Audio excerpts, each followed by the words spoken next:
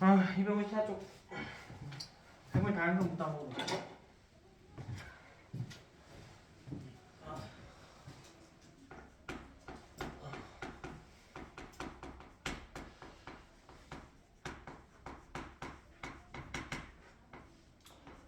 저번주와 마찬가지로 크게 어려운 이야기들 없고요. 가볍게 보시면 되는 내용들인데 내용 자체에 뭐 계산 문제가 있는 것도 아니고 난해한 개념들이 있는 것도 아닙니다. 따라서 누구나 다 맞을 수 있는 내용인데 여기서 이제 여러분들이 헷갈릴 수 있는 혼동할 수 있는 여지의 문제들이 많이 나오고요. 좀 꼼꼼히 보지 않으면 실수할 수 있는 케이스가 많이 나오는 파트입니다. 근데 방금 이야기했다시피 뭐 등급 가리지 않고 누구든 습득할 수 있는 난이도이기 때문에 이런 파트에서 틀리면 굉장히 치명적이거든요, 여러분 등급에. 그래서 꼼꼼하게 공부하셔야 합니다. 첫 번째 유전적 다양성입니다.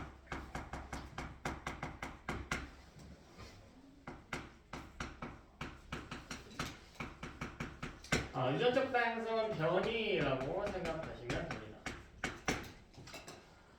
변이 저번 주에도 이야기했는데 아까도 똑같은 실수를 하는 친구들이 있었는데 보니까 변이는 어떤 대단한 것을 이야기하는 게 아니고 변이는 개체 간 차이를 뜻합니다. 단 쓸 수 있는 상황이 언제였냐면 같은 종이었어요.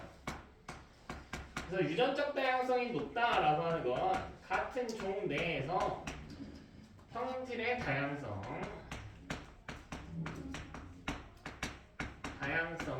높다라는 걸 이야기합니다. 어떤 생명체의 특성을 형질이라고 하죠. 특성이 다양하면 유전적 다양성이 높다 이렇게 부를 수가 있다. 단 같은 종내라는 표현이 들어가야 합니다. 우리 교실은 유전적 다양성이 높아요. 왜? 모든 친구들이 서로 전부 다 다른 특색을 가지거든. 뭐 눈꺼풀도 다를 것이고 보조개 유무 같은 것도 다를 것이고요. 뭐 키 이런 것도 다를 것이고 하니까 다양하다. 단 저와 뭐 강아지가 한 마리 있다고 하면 강아지 사이의 유전적 다양성을 이야기할 수 없어요. 그건 서로 다른 종이죠. 같은 종 내에서만 쓸 수 있는 표현이다. 자, 어려운 표현 아니죠. 같은 종 내에만 좀 체크하시면 되고 같은 종 내에 체크하시고 그 다음 유전적 다양성은 급격한 환경 변화가 일어났을 때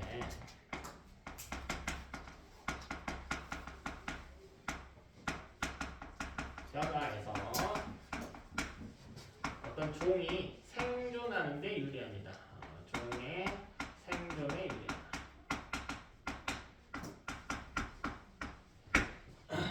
급격한 환경 변화가 일어나면 종이 생존하는 데 유리하게 작용합니다. 유전적 다양성이 높으면.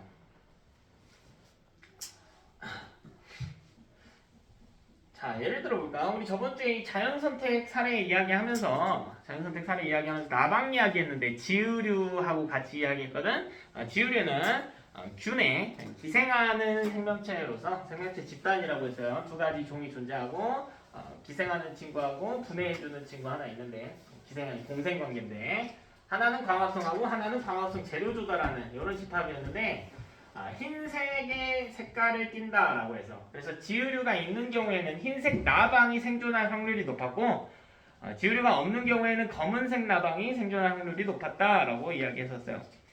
그럼 만약 유전적 다양성이 없어서 검은색 나방만 존재하는 집단이었다고 해볼까요? 아니? 만약 검은색 나방만 존재한다면은 지우류가 지우류가 있는 환경에서 멸종할 확률이 높겠지. 아니? 뭐 핀치새 이야기하면 저번주에 가늘고 긴 부리를 가진 핀치새가 선인장이 있는 동네에서 산다라고 이야기했잖아. 네, 두껍고 큰 부리를 가진 친구는 딱딱한 씨앗을 먹는다라고 했잖아. 근데 어떤 기후변화가 갑자기 일어나서 선인장이 싹 다 사라졌다라고 해볼까? 그럼 애는 죽겠지. 맞아? 얘는 이제 살아남을 확률이 줄어들겠죠. 근데 만약 큰 부리가 있는 집단이었다면, 큰 부리도 있는 핀치새가 있는 집단이었다면 이 부리가 큰 핀칫에만은 살아남아서 종을 유지시켰을 겁니다. 근데 만약 애밖에 없는 집단이었으면 선인장이 사라지면 애도 죽으니까 핀칫의 종을 유지시킬 수가 없다. 이렇게 이야기할 수가 있다. 바나나 이야기도 많이 나오는데 그럼 나중에 합시다. 두 번째 종다양성이. 자, 종다양성은 어떤 군집 내에서 군집이라는 표현을 좀 쓸게요. 군집은 집단인데 생명체의 집단인데 여러 종이 모여있는 무리를 군집이라고 표현해요. 사자도 있고 호랑이도 있고 뭐 하이에나도 있고 이런 집단을 군집이라고 이야기합니다. 그럼 그 군집 내에서 종의 다양성, 다양한 척도를 종다양성이라고 이야기합니다. 근데 중요하게 따져야 할 내용이 뭐냐면 얘는 다양성만 종이 많은 것만 이야기하는 게 아니고요. 균등하게 분포하는 것까지 함께 이야기합니다.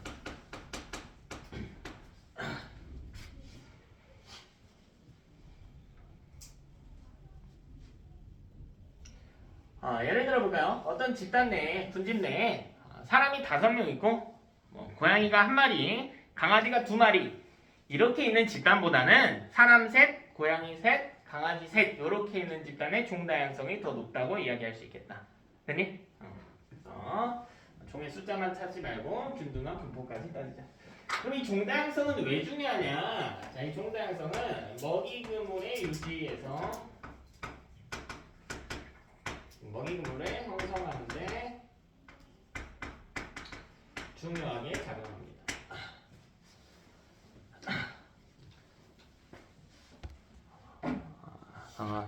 종이 다양하게 있는 케이스. 예를 들면 이 집단에는 교재 오른쪽 그림 한번 보시면 먹이 그물과 먹이 사슬 이야기가 나와 있거든. 자, 오른쪽은 보니까 풀하고 메뚜기 위에 뭐 있냐? 개구리 있어요? 개구리, 그다음 뱀 이렇게 4개의 종이 있죠. 자, 왼쪽 집단을 보니까 종의 수가 훨씬 더 많네. 그러니까 먹이 관계가 복잡하게 얽혀져 있죠. 네, 왼쪽 집단 같은 경우에는 메뚜기가 사라지더라도 들쥐가 생존할 수 있지만 오른쪽 집단은 메뚜기가 사라지면 개구리가 죽고 뱀도 죽는 일이 일어나겠다. 종다양성은 먹이 그물 형성에 중요하게 작용한다. 또한 방금 이야기한 것처럼 한 종이 사라지더라도 먹이 그물 유지하는데도 중요하게 작용한다. 자, 3번째 생태계 다양성.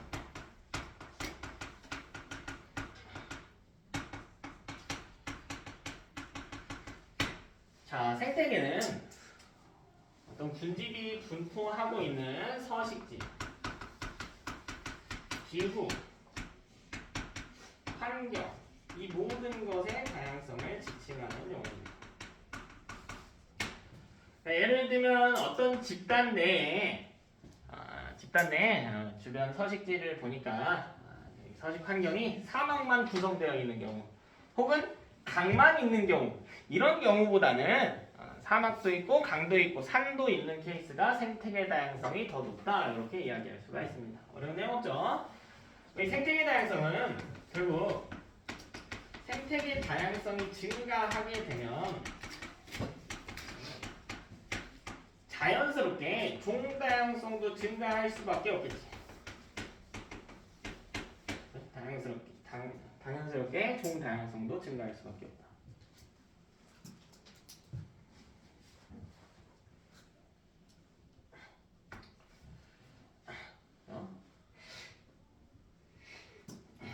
다양한 환경이 분포하면 생물마다 서식하는 환경이 다르니까 환경이 다양해지면 다양한 생물이 들어올 수가 있다.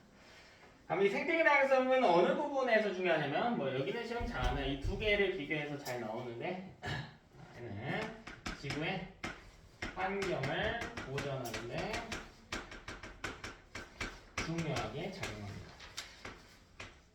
이 생태계는 생물의 서식지의 역할을 하기도 하지만 정화작용을 수행하기도 하거든요. 그래서 생태계가 다양할수록 생태계가 정화가 되고 깨끗해지고 다양한 종이 또 들어올 수가 있다. 여기서 틀리는 이유는요. 만약 이런 케이스가 나왔다면 이렇게 나와요. 문제에서 유전적 다양성은 먹이 그물 형성에 중요하게 작용한다. 그럼 보통 친구들 뉘앙스가 어떻게 되냐면 오케이. 다양한 게 좋은 거니까 좋은 게 좋은 거다. 맞나 보다. 그렇게 가는데 그렇게 가면 안 되고 환경 변화에서 종생존에 유리한 건 유전적 다양성. 그리고 여기서 한번 끊고 종다양성은 먹이 그물 형성에 중요하게 작용한다. 이 둘은 다르게 작용한다. 하는 거 체크하시면 되겠습니다. 왼쪽에, 오른쪽에 한번 저기 먹이 그물, 먹이 사슬 한번 보시고요. 뒷편에서 좀 다를 거고. 그림 보라고 한 거. 자, 맨 밑에 생물 자원 한번 볼까요? 생물 자원. 생물 자원 보면 대체 우리가 왜 이런 생물 종들을 다양하게 유지시켜야 하는지, 왜 이게 중요하다고 배우는지 이야기가 나오는데 당연스럽게도 인간에게 자원으로 쓰일 수 있기 때문이다. 그래서 보니까 식량으로 쓰이는 것도 있고, 뭐 의약품으로 쓰이는 것도 있고, 맨 밑에 표. 목재로 쓰이는 것도 있고요. 혹은 어떤 환경을 제공해주기도 한다. 휴양림 같은 것에 역할을 해줄 수도 있다. 근데 그 중에서 의약품 한번 볼래요? 의약품.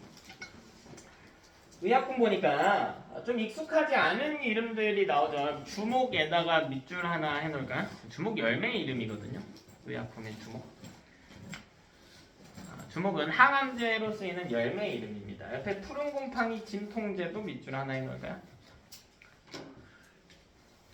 이게 왜냐면 직접적으로 문제에서 물어보는 케이스가 있어요.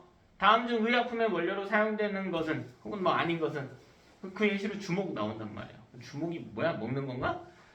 나무로 쓰는 건가? 목재로 쓰는 건가? 이렇게 가는데 주목은 항암제로 쓰인다. 곰팡이 역시 의학 용도로 쓸 수가 있다. 그죠? 밑줄만 쳐놓고 나중에 한번 보고 뒷페이지 한번 넘겨볼까요?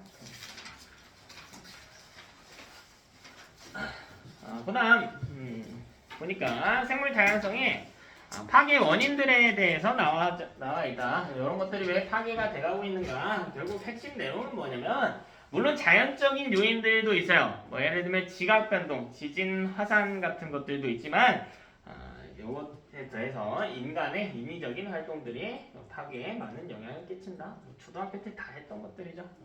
내용이 귀엽지? 그러니까 뭐 서식지 단편화, 뭐 숲 파괴하고 환경 오염시키고 포획하고 남획하고 밀렵하고 이런 것들이 생태계 다양성을 감소시키는 원인이 된다. 그 중에 하나만 좀 볼까요? 그러니까 내용들이 쉽다 보니까 좀 방심하는 경우들이 있는데 그래도 우리가 짚어야 될 건 정확하게 짚고 갑시다. 서식지 단편화 이야기가 나와 있는데 이건 좀 따로 가볍게 학습하셔야 돼요. 내용이 어려운 건 아니에요. 자, 서식지 단편화가 뭐냐면 어떤 군집이 활동하는 지역이 이렇게 있다라고 해봅시다. 자, 제가 뭐 할 거냐면 여기에다가 도로를 뚫을 거예요. 이렇게. 그럼 여기 원래 살고 있던 종들이 있을 거거든요. 여기에 A종이 살았다라고 해볼까? 여기에 B종이 살았다라고 해볼까?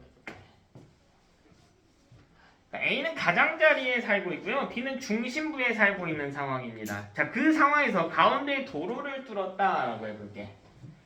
A가 여기 사는 이유는 이 주변에 필요한 자원들이 있어서 그래. 그쵸? 가장자리에서 거의 모든 걸 해결할 수 있으니까. B가 여기 생존한 이유는 B는 여기로도 가야 되고 여기로도 가야 되고 여기로도 가야 되거든. 여기 도로를 뚫어봐 여기로 이동 못 하잖아요. 아니? 그럼 이렇게 단편화를 시켰을 때 나타나는 특징 중에 하나가 중심부에 있는 생물에 피해가 더 크다. 체크해 놓으면 한번 학습해 놓으면 헷갈리지 않을 내용이에요. 그림만 봐도 알 수 있죠.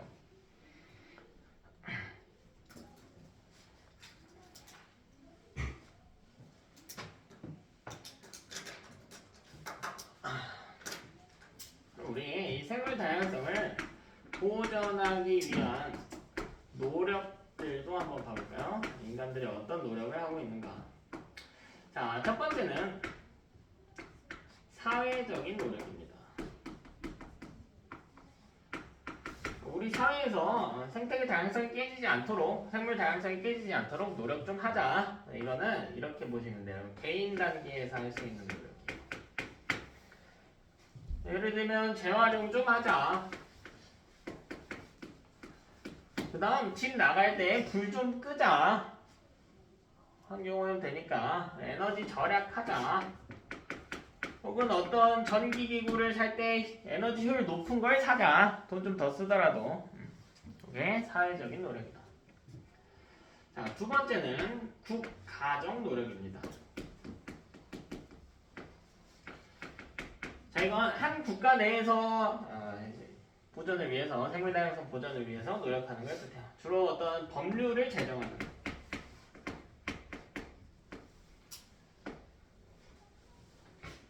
파괴되는 원인 중에 하나가 어떤 생물, 야생동물이 아니고 우리 외국에서 유입해온 생물종들을 방류하는 경우에 문제가 생길 수도 있는데 쉽게 이야기하면 이런 거죠. 외국에서 황소개구리 들여와서 강에 몰래 뿌리면 얼마씩 벌금 부과하겠다.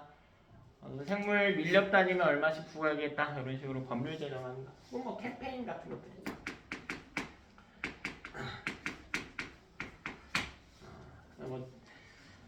캠페인 같은 것들도 있고 종종 어떤 유해 생물에 대해서 포상금을 거는 경우들도 있어요. 뭐 뉴트리아 다 알죠? 뉴트리아. 뭐 쥐인지 토끼인지 모를 요만한 사이즈의 쥐인데 이 뉴트리아 포상금이 한 10년 전쯤에 5만 원이 걸려 있어서 한 마리당 5만 원. 그래가지고 나도 그걸 보고 할만하지 않나 이런 생각을 하기도 했었는데 그런 것들이 국가적인 노력이다. 자, 3번 국제적인 노력이다.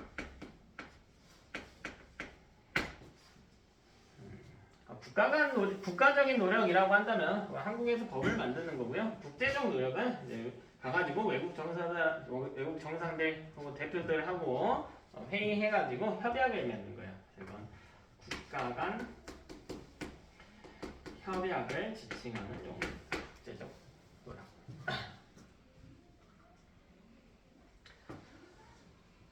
근데 실제로 알아둬야 할 협약이 있어요. 람사르 협약이라고 하는 건데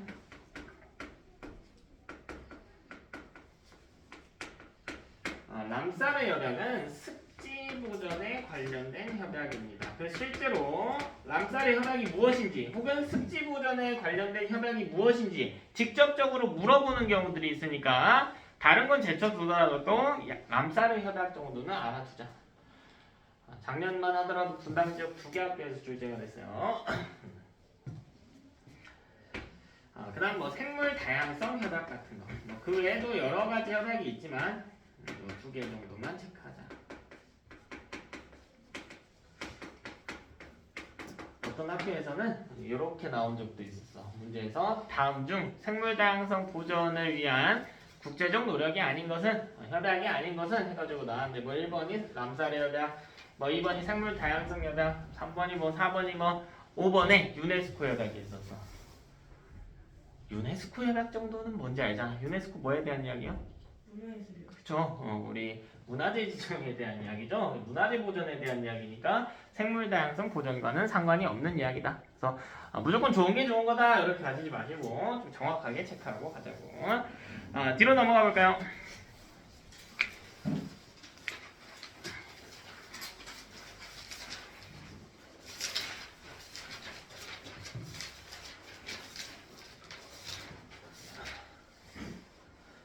뒤로 넘어와서 보니까 우리 생태계 구성 단계에 대한 이야기가 나와 있네요.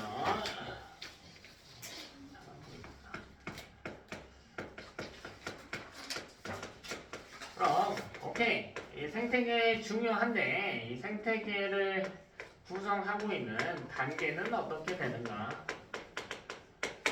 어떻게 만들어지는가 이야기해 봅시다. 자, 첫 번째는 개체 단계예요. 개체는 말 그대로 단일 개체를 뜻해요. 하나의 생명체를 뜻합니다. 하나의 생명체. 뭐 제가 단일 개체겠죠. 개체. 여러분 스스로도 다 각각 단일 개체고요. 자, 그러면 이 개체가 모여서 두 번째로 개체군을 만들어요. 이 군은 무리 군자인데 개체들이 모여있는 무리를 뜻하는 거예요. 개체군이라는 표현은 같은 종으로 구성된 무리를 뜻합니다. 하이에나 무리라고 하면 그건 개체군이라고 표현해도 괜찮아. 하이에나 개체군 이렇게. 사자 개체군 이렇게. 자, 세 번째로 군집이라고 하는 단계로 넘어가는데 우리가 또 군집 이야기 했거든요. 군집은 여러 종의 모임 집단을 뜻해요.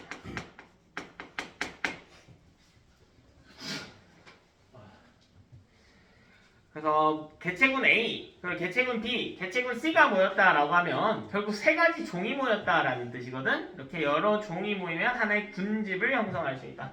용어만 잘 체크하면 되겠죠. 이 파트는. 네 번째로 결국 이 군집에다가 생물적 요인을 차지하는 어떤 군집들하고 환경이 더해지면 비생물적 요인인 환경이 더해지면 이걸 우리가 생태계라고 부릅니다. 어떤 생태계라고 하면 그곳에 존재하는 생물종, 그 주변 환경까지 한 번에 이야기하는 단계이다.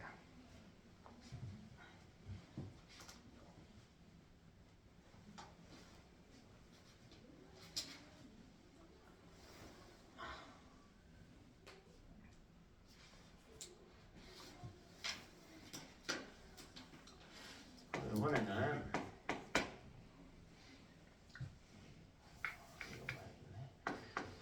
이 생태계 구성하는 요소하고요 영양에 대해서 한꺼번에 좀 이야기를 합시다. 생태계 구성 요소와 그 구성 요소들 간에 어떻게 영향을 끼치는지. 일단 이 생태계를 크게 두 가지 요인으로 나눠 주셔야 돼요. 첫 번째는 생물적 요인이에요.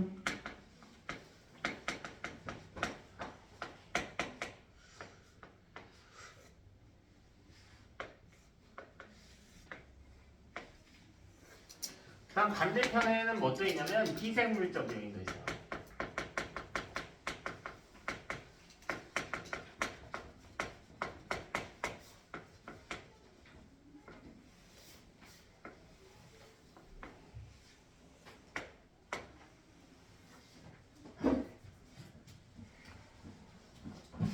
생물적인 어떤 생명체들 이야기할 텐데 크게 세 가지 요소로 구분합니다. 여러분이 다 알고 있는 내용이야. 첫 번째 소비자, 두 번째 생산자, 세 번째 분해자.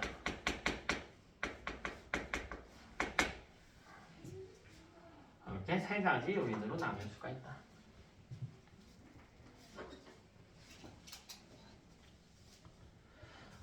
그리고 이 세 가지 요인은 서로 영향을 주고받을 수 있어요.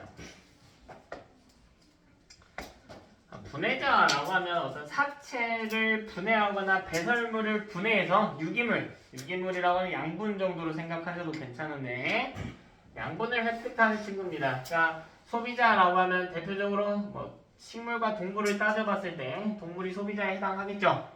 그래서 소비자, 동물의 사체가 묻혀서 분해자에 의해서 분해될 수도 있고요. 근데 분해자라고 하니까 여러분이 다 미생물 같은 것만 생각할 수 있는데 분해자의 대표적인 예시 이따가 암기하셔야 되는데 세균 그리고 버섯도 분해자예요. 곰팡이도 분해자입니다. 곰팡이, 버섯은 섭취하는 친구들도 있겠죠. 소비자하고도 서로 영향을 주고받을 수 있다.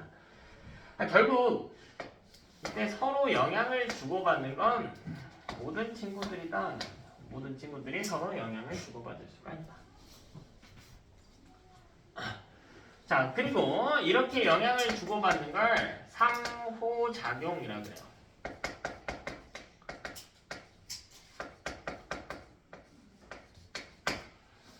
지금 그 올림픽 교재 보면 여기 파트에 대해서 되게 간단하게 서술을 해놨거든요. 근데 실제로 학교 시험 문제는 이 교재에 적혀있지 않는 내용들까지 출제 많이 됩니다. 고난이도 문제들까지 출제 훨씬 더 많이 돼요.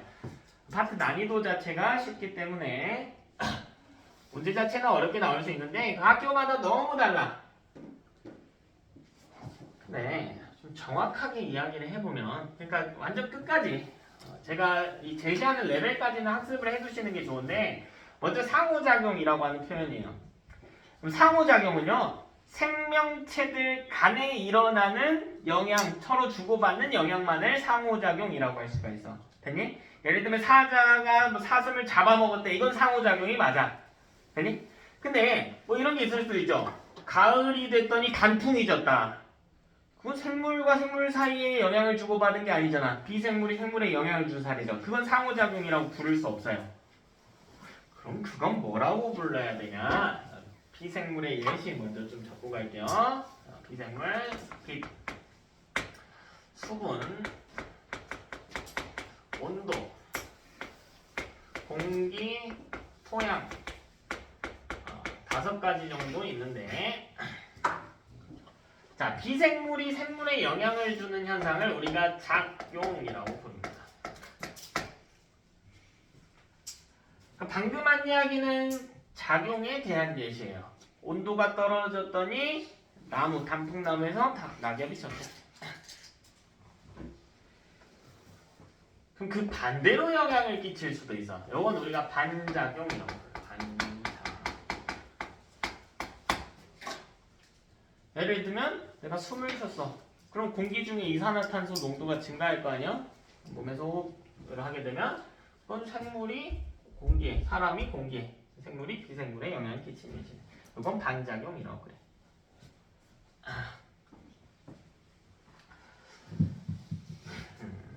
이 정도 보시면 되고 오늘 작용 그리고 반작용의 사례들 위주로 공부할 겁니다. 상호작용의 사례들은 어렵진 않은데 고등학교 2학년 생물원 과정에서 많이 일어나요. 뭐 아까 제가 이야기한 뭐 포식, 피식 관계도 있고 뭐 비생하는 관계도 있고요. 혹은 뭐 저기 공생하는 것도 있고 뭐 서로 경쟁하는 것도 있고 한데 나중에 하고 오늘 작용, 반작용 예시를 공부할 거다. 자, 그 전에 소비자, 생산자, 분해자 좀 자세하게 학습하고 갑시다. 소비자. 자, 먼저 소비자. 소비자는요, 종속 영양생물이라고 부릅니다.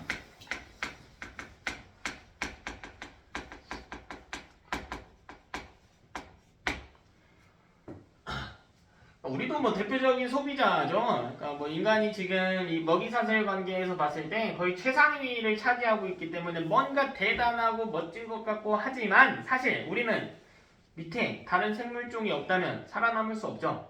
왜? 에너지의 형성을 100% 다른 생물종에 의존하고 있기 때문이에요. 그래서 얘는 종속 영양생물이라고 불러요. 다른 생물종에 의해서 영양분을 의존한다. 종속 영양생물이라고 부른다. 그래서 우리 생물을 섭취해서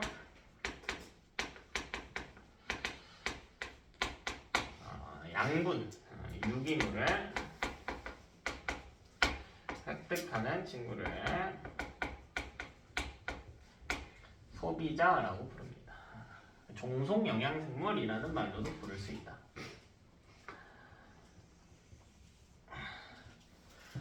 자, 그 다음 분해자. 분해자 역시 분해자는 다른 생물의 사체나 배설물을 분해합니다.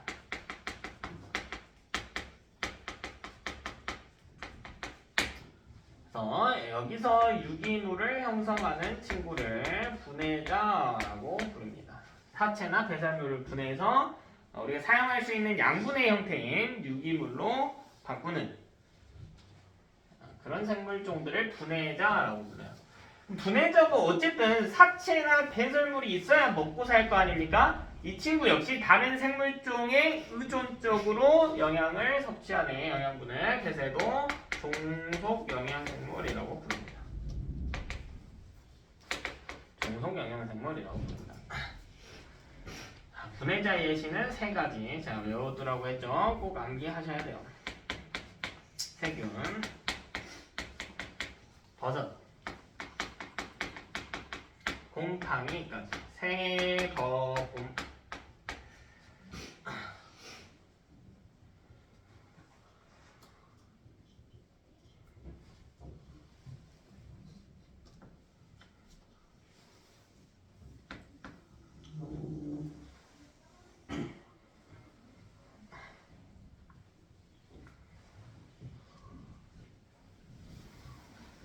자, 마지막으로 생산자.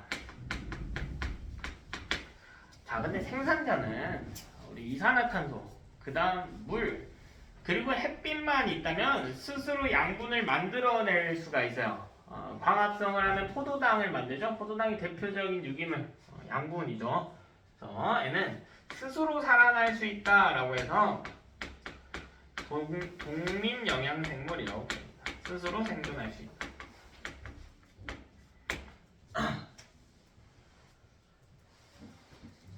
그럼 이 생산자는 뭐하냐? 광합성한다.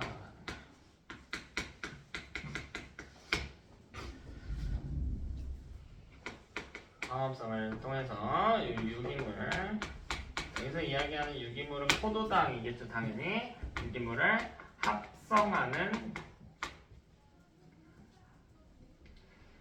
생명체를 우리가 생산자라고 불러요. 근데 이 광합성 이야기는 계속해서 나와요. 앞에 파트부터. 그러니까 말장난을 자꾸 해. 그 광합성 화학식 그냥 깔끔하게 암기해버리시는 게 편하겠죠. 자, 몇 번을 써드렸는데 6개의 CO2, 6개의 물 반응시키면 포도당하고 6개의 산소 분자 만들어내는 친구. 반응, 요 광합성이라고 합니다. 동화작용이면 대표적인 동화작용이면 에너지 합성 과정입니다. 에너지 저장 과정입니다. 기억하셔야 돼요. 문제 많이 나와요. 뭐라고 나오기도 하냐면 이렇게 나와요. 광합성은 산소를 소모해서 뭐 포도당을 만들어내는 과정이다. 이렇게 나와요. 맞니? 틀렸죠? 산소를 왜 소모합니까? 산소를 만들어내는 거죠. 그래서 정확한 반응식에 의해서 천천히 읽어서 푸셔야 됩니다. 이런 데서 틀리면 등급 확확 떨어진다고 했어요. 자, 예시. 당연히 식물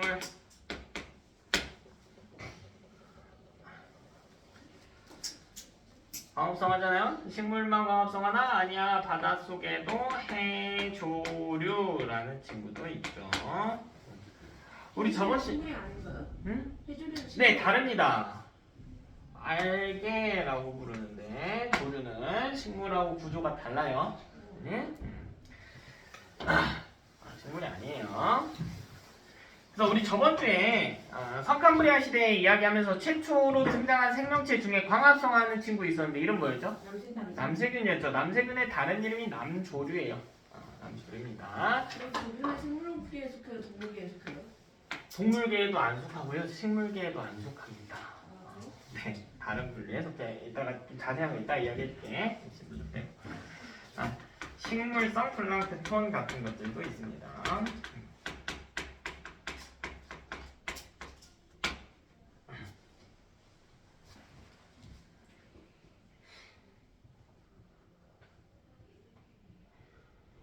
식물성 플랑크톤 같은 것들도 있다. 이게 생산자다. 식물만 있는 게 아니다. 하는 친구들 더 있다. 식물은 아니지만 더 있다. 근데 식물에 그럼 식충식물도 포함되는 거예요? 네. 식충식물 이야기 이따가 잠깐 내가 포함시켜서 해줄게. 식충식물에 대해서 친구들이 많이 착각하는 게 있는데 양분 얻는 것을 곤충을 먹어서 양분을 얻는다라고만 생각하는데 사실 그렇게 얻는 비중은 10% 정도밖에 안 돼요.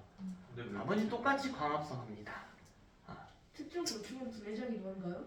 특정 곤충은 분해장이 뭔가요? 분해자의 역할을 수행하는 친구들도 있어요. 사실 깊게 들어가면 답도 없어요. 분해자이면서 소비자인 친구들도 있고 생산자이면서 분해자의 역할을 하는 친구도 있거든요. 깊게 들어가면 답이 안 나오는데 자 그런 거는 시험 기간 되면 다 이야기해 줄 거야. 지금부터 벌써 그러고 있으면 재미없잖아. 그냥 궁금해서 궁금해서 그런 친구들이 있는데 시간 나면 좀 이야기합시다. 자 그럼 우리 실제로 오늘은 작용하고 반작용 위주로 공부한다라고 했죠. 상호작용은 여러분 포식, 피식 정도만 생각하시면 돼. 조금 더 나오면 뭐 기생, 공생 정도.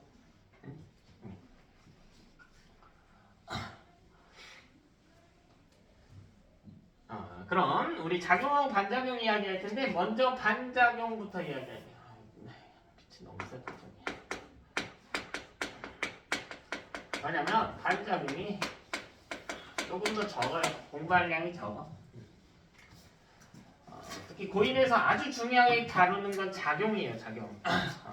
반작용은 거의 뭐 보고 읽으면 알 수 있을 정도입니다. 반작용은 제가 생물적 요인이 비생물에게 영향을 끼친 사례다라고 말씀을 드렸죠. 생물이 비생물에게 영향을 끼친 사례다.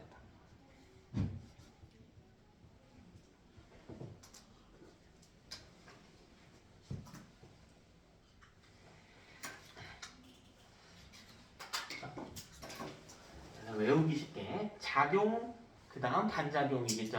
물리에서 작용 반작용하는 그거랑은 좀 다른데 작용이 있고 그 후에 반작용이 있는 거지. 환경이 먼저야 생명체가 먼저야? 당연히 환경이 먼저죠. 그럼 환경이 생명체에게 이게 작용 그 다음에 반작용해서 암기해 주시면 돼요. 자, 첫 번째 이 지렁이의 배설물. 자, 지렁이는 양분이 아주 높은 배설물을 바깥쪽으로 내보내거든요. 이게 토양에 영향을 증가시키겠죠. 이 반작용의 예시가 되는 거지. 더 질 좋은 토양으로 변했잖아요. 지렁이 때문에. 그죠? 혹은 뭐 비슷한 예시인데 지렁이와 더불어서 지렁이 한 번 더, 뭐 두더지. 자, 이런 애들은 공통적인 특징이 있거든? 지렁이랑 두더지랑 뭐가 공통적인 특징이에요? 흙을 파고 다니는 그렇지, 거예요. 흙을 파고 다니잖아. 땅이 자꾸 구멍을 내죠? 자, 그러다 보면 토양의 통기성이 증가해요. 통기성, 통한다, 기체. 토양의 영향이 증가하기도 하고, 그러니까 지렁이는 두 가지 역할 정도 수행합니다. 영양 측면에서도 중요하고 통기성 측면에서도 중요합니다. 지렁이랑 두더지만 좋은 거예요? 아니면 땅 파는 땅 파는 친구들은 다 그렇죠. 자주 나오는 친구들이 많은 친구들. 아니? 뭐 이거 말고도 다른 거 없나요? 아니 많지. 조금만 생각해보면 많아. 아주 간단하게 이야기해볼까? 내가 숨 쉬어볼게. 그러면 이산화탄소량 어떻게 돼? 증가하고 산소량은 줄어들잖아요. 그럼 어떤 식물일 때 광합성 해볼게요. 그럼 이산화탄소량 어떻게 돼? 공기 중 이산화탄소량 감소하고 산소량 늘어나겠죠. 이런 것도 반작용의 예시겠죠.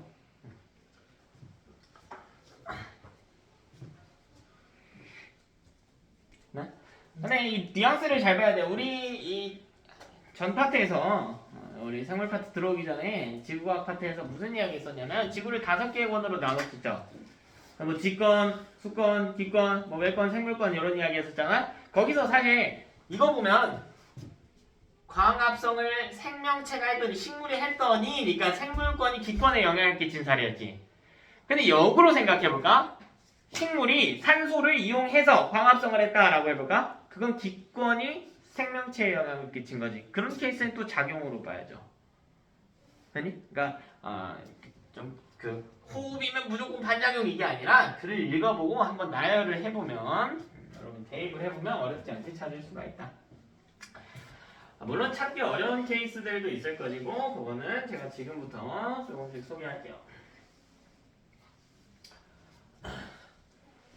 여기 교재보다 훨씬 디테일하게 정리해야 된다고 해서 여기 원리다 특히 생물 파트 너무 가볍게 나서 그럼 우리 작용부터 한번 봅시다. 반작용은 이제 봤으니까 작용 봅시다. 작용은 비생물이 생물에 영향을 끼친 사례를 뜻합니다.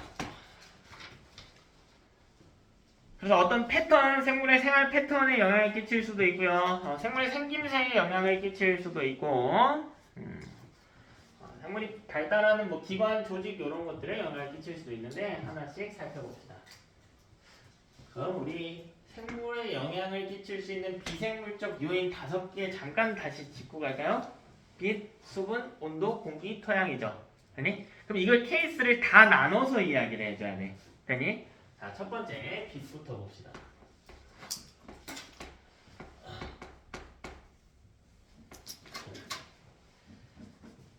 내가 빛 내에서도 3개로 나눠서 이야기해야 돼요. 가장 먼저 빛의 파장입니다. 파장. 빛의 파장은 빛의 종류라고 생각하시면 되거든요. 빛의 파장에 따라서 생물종이 영향을 서로 다르게 받는데요. 이때 파장이라고 하는 건 빛의 종류를 뜻해. 너네가 이야기할 수 있는 빛의 종류 뭐가 있을까 혹시? 적외선, 자외선, 가시광선 이런 애들 있죠. 되니 이런 종류에 따라서 파장이 달라지거든. 그래서 빛의 파장이 영향을 끼쳤다라고 하면 종류에 따라서 서로 다른 영향을 주고받았다 이렇게 보시면 돼요. 자, 두 번째는 색이에요. 야, 빛의 세기는 양을 뜻한다. 빛의 세기는 빛의 양을 뜻해요. 이거 나중에 여러분 물리할 때나 화학할 때도 꽤 중요하게 작용하는데 특히 물리 3단원 파트에서 아주 중요하게 작용하는데 용어를 잘 봐봐야 되나? 자외선하고 적외선이 있다? 근데 여러분 밖에 나갈 때 뭐 저기 날씨 뉴스나 뭐 기사 오늘 뉴스 날씨 뭐 미세먼지 농도 이런 거 보면 같이 나오는 게 자외선 수치죠. 자외선 몸에 좋아요 안 좋아요? 안 좋아요. 근데 적외선 수치 나온 거 본 적 있어요? 적외선이 사람 몸에 악영향을 끼칠까? 거의 안 꼈죠. 심지어 사람은 밖으로 자기 몸에서 적외선을 내보내요. 그럼 내가 이렇게 가면 승은이한테 악영향을 끼칠까? 표정은 그런 것 같은데. 그렇지는 않다라는 거예요. 적외선은 그렇게 치명적이지 않습니다. 에너지가 낮거든요. 자외선은 에너지가 높아. 그러니까 사람 몸 표면에 있는 피부 세포를 파괴할 수가 있는 겁니다. 그래서 표현할 때 이렇게 알고 있는 친구들이 애매하게 알고 있는 친구들이 뭐라고 이야기하냐면 쌤 자외선이 더 세요 라고 이야기해.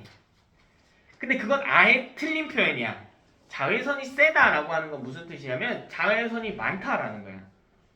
자외선이 적외선보다 세다라는 표현이 뭐라고? 자외선이 적외선보다 양이 많다라는 거야. 적외선이 10가닥 왔다라는 거야. 자외선이 항상 적외선보다 많을까? 그건 아니지. 자외선이 적외선보다 에너지가 크다라고 이야기해줘야 돼. 되니? 파장으로 이야기하면 파장이 짧다인데 이따가 이야기하고 둘 구분할 수 있어야 한다고 했어요. 그죠? 세기는 양, 파장은 종류를 뜻한다. 마지막 1조 시간. 1조 시간은 빛이 내리쬐는 시간을 뜻합니다.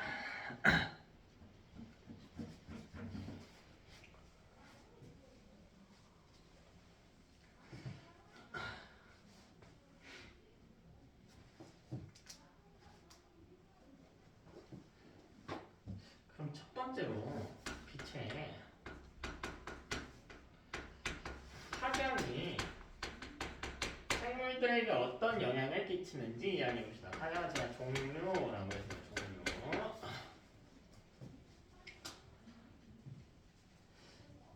그럼 일단 우리가 파장이 뭔지는 좀 알아야 되지 않을까? 파장이란 용어를 안 들어보진 않았을까요? 그죠? 파동에서 매질이 1회 진동할 때 파동이 이동한 거리 이걸 파장이라고 그래. 이 거리를요. 되니? 그럼 애보다 제가 파장을 짧게 그려볼까요? 그럼 이 한 마디가 너네 집표는 한 마디가 짧다라는 거야. 이렇게 간다라는 거야. 이게 같은 길이만큼 같다고 해볼까? 안 예뻐졌는데.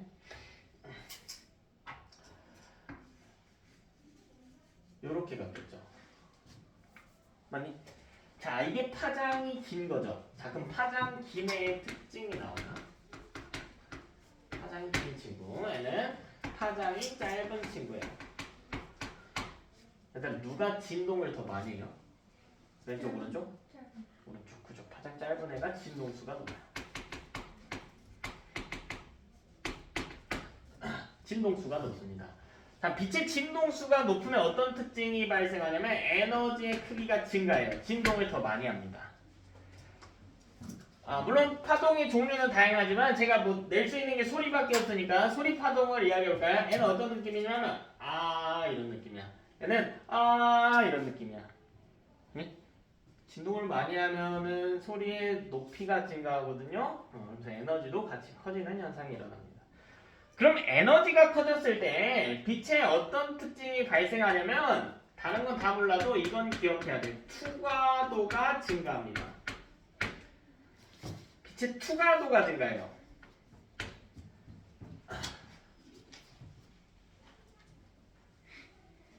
아까 이야기했죠. 적외선은 피부세포를 뚫을 수 없다라고 해서. 그러니까 유해하지 않은 거지. 자외선은 뚫을 수 있다라고 이야기했어. 그쵸?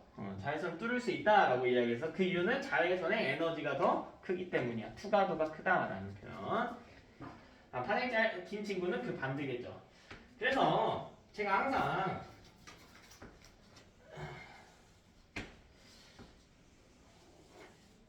이 색깔 이야기 나오면 친구들한테 상식이니까 알고 계셔라 라고 하는데 여러분 여기 스펙트럼 하나 나올까요? 자, 왼쪽이 빨간색, 그 다음 뭐 여기 중간에 뭐 주황, 뭐 파랑 이렇게 있겠죠? 쭉 가면 뭐 있어요? 마지막에? 보라색이 있겠네. 아니?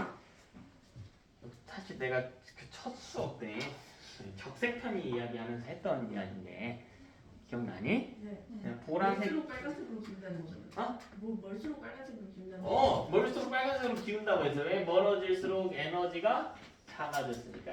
보라색 쪽으로 갈수록 파장이 짧아요. 즉 투과도는 더 증가한다라는 뜻이야. 보라 쪽으로 갈수록. 파장이 짧아서 투과도가 증가합니다. 에너지가 커졌다라는 뜻이에요.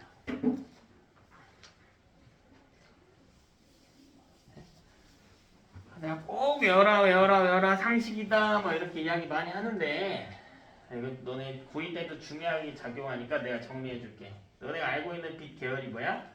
자외선, 적외선, 가시광선 순서대로 써볼게. 자가적. 그쵸? 자가적이잖아. 자외선, 가시광선, 적외선. 오른쪽으로 갈수록 에너지가 자가적. 화장이 줄어드는. 자가적. 그래서 에너지 작아지면 파장은 길어지는 거예요. 파장과 에너지는 반비례합니다. 그죠? 오른쪽 적외선으로 갈수록 작아져. 적외선 무슨 색이야? 적이니까 빨간색이야. 단 눈에 보이는 빨간색은 아니에요. 그건 가시광선입니다. 그러니까 이 영역을 봤을 때 빨간색보다 더 왼쪽이 있으면 그게 적외선이야. 됐니? 붉은색 바깥쪽이라서 적외선이에요. 그렇죠. 붉은색 바깥쪽이 적외선이지. 이 전체 파장을 놓고 비교했을 때 이건 제가 가시광선 띠만 그려놓은 거예요. 보라색 쪽이면 뭐예요? 결국 자외선이겠죠. 보라 자잖아. 보라색. 됐어요? 보라색과 적외선은 빨간색. 됐지? 그래서 보라색 쪽으로 갈수록 에너지가 커진다라고 하는 거 꼭 기억하라고 했어요. 내가 무슨 말까지 했었냐면 하다못해 저기 영화 보면 마블 보면 빨간색 나타내는 아이언맨 있고 보라색 나타내는 누구 있어? 타노스 있죠. 누가 세? 아이언맨. 아이언맨이 세면 지구 절반이 안 날아갔겠지. 그게 생각나. 단일 개체로 보면 타노스가 세니까 그런 비극이 일어났겠죠. 아니야? 나도 아이언맨 팬이야 그냥. 그래서 보라색의 에너지가 더 어떻다고요? 높다고 기억하자. 상식이야. 보라색의 에너지가 높아. 자, 어쨌든 요 내용 가지고 좀 좁은데 합시다. 우리 식물들을 좀 제가 그려볼게요. 자, 이렇게 육지가 있다라고 해볼까? 여기 해안가로 가볼게요. 높이가 낮아지면서 그렇지? 해수면이 있겠네요. 이렇게. 다음 여기 육상식물 하나 봅시다. 여기 나무 하나 그려봅시다. 나무 하나 그려놓읍시다. 일단 색깔 2개 체크해야 되거든. 첫 번째는 이 식물이 광합성이 사용하는, 즉 식물이 흡수하는 빛의 색깔. 이게 첫 번째야. 되니? 자, 육상식물은 어떤 색깔의 빛을 광합성에 사용하냐면요. 빨간색을 사용해요. 적색광을 활용합니다. 적색광을 흡수해요. 근데 이 식물은 무슨 색이니? 녹색이죠. 보통 식물 이파를 보면 녹색이잖아요.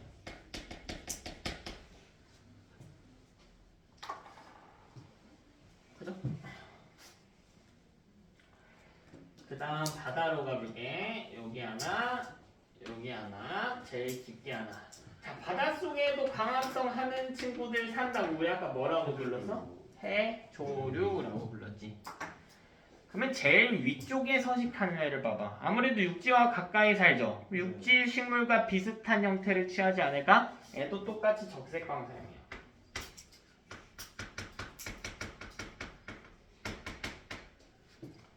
그리고 애 색깔이 무슨 색이냐? 녹색입니다. 그래서 애를 해줄 중에 녹색이다 라고 해서 뭐라고 불러? 녹조류라고. 맨날 하춘 가면 근데 그건 뭐 녹조 현상 뭐 이렇게 하죠.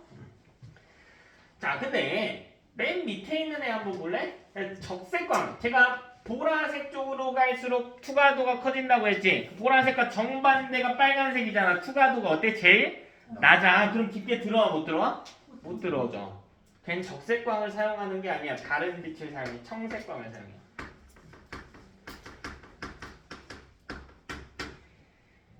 청색광을 사용합니다.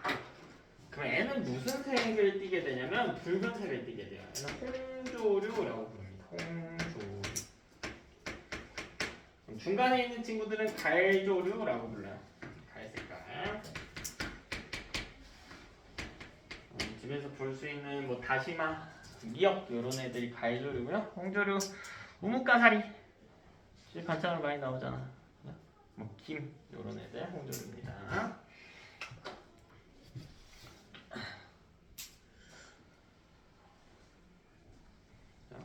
청색광이 투과도가 높기 때문에 사용한다. 좀 어려운 학교들 같은 경우 시험 문제가 좀 어렵게 출제된 경우에 파장이나 진동수까지 물어볼 수도 있는데 일단 최소한 파장 정도는 체크해 놓자. 파장과 에너지는 반비례한다. 자, 두 번째 빛의 세기에 대한 이야기. 자, 제가 생기는 양에 대한 이야기라고 했죠. 빛의 양에 대한 이야기. 빛을 많이 받는가 적게 받는가에 대한 이야기. 저희 나무 한 그루만 좀 그려다 볼까요?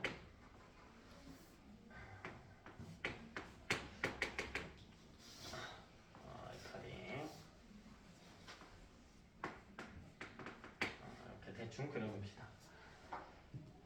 자, 그럼 이 이파리들이 빛을 받아요. 빛 받아서 뭐하죠? 당연히 화합성하지. 봐, 위에 있는 이파리하고 밑에 있는 이파리 한번 비교해볼게. 대충 선을 이 정도 그려가지고 비교를 해볼게요. 얘들아, 위에 있는 잎은 빛을 받는 양이 밑에에 비해서 더 많지 않을까? 그죠? 밑에 있는 애들은 많이 받아 못 받아? 당연히 못 받죠. 얼마 못 받지. 그치? 위에 잎들의 가려지니까 그럼 꼭 위에 잎이 아니더라도 이 나무가 여러 그루가 있을 거 아니야? 옆에 나무에 가려서 안 들어오기도 하고요. 됐나? 그래서 위에 이파리는 빛을 많이 받구나, 즉 광합성을 많이 할 수 있구나 라는 뉘앙스로 가시면 되고, 밑에 이파리는 빛을 많이 못 받구나, 광합성을 많이 못하구나 이렇게 하시면 되고. 그럼 봐봐, 이 위에 이파리는 우리가 뭐라고 부르냐면 양엽이라고 불러요. 양엽.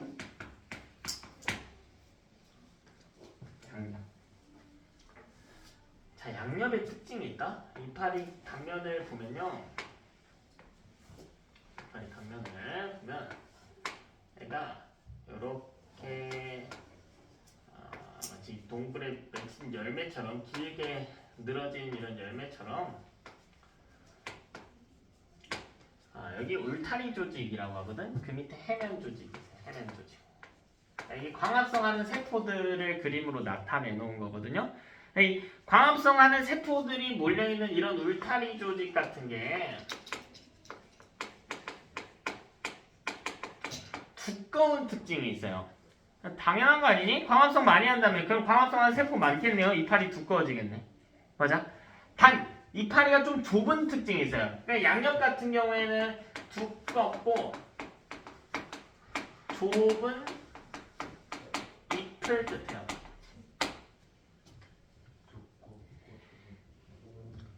두껍지만 좁은 이파리를 뜻해요. 그러니까 면적 자체가 넓진 않다고요. 그 밑에 잎은 양엽과 반대 용어를 쓰겠네요. 그렇죠. 음엽이라고. 네, 빛을 많이 받지 못해서 음엽이라고 불러요. 그 음엽은 이렇게 생겼어. 양엽보다 가로로 더 많이 갔죠. 그 이유가 넓어서 그래. 단 이렇게 울타리 조직들이 있고 하지만 한열만 배열이 됐죠. 밑에 해면 조직도 있긴 합니다. 음엽은 얇고 넓은 이파리예요.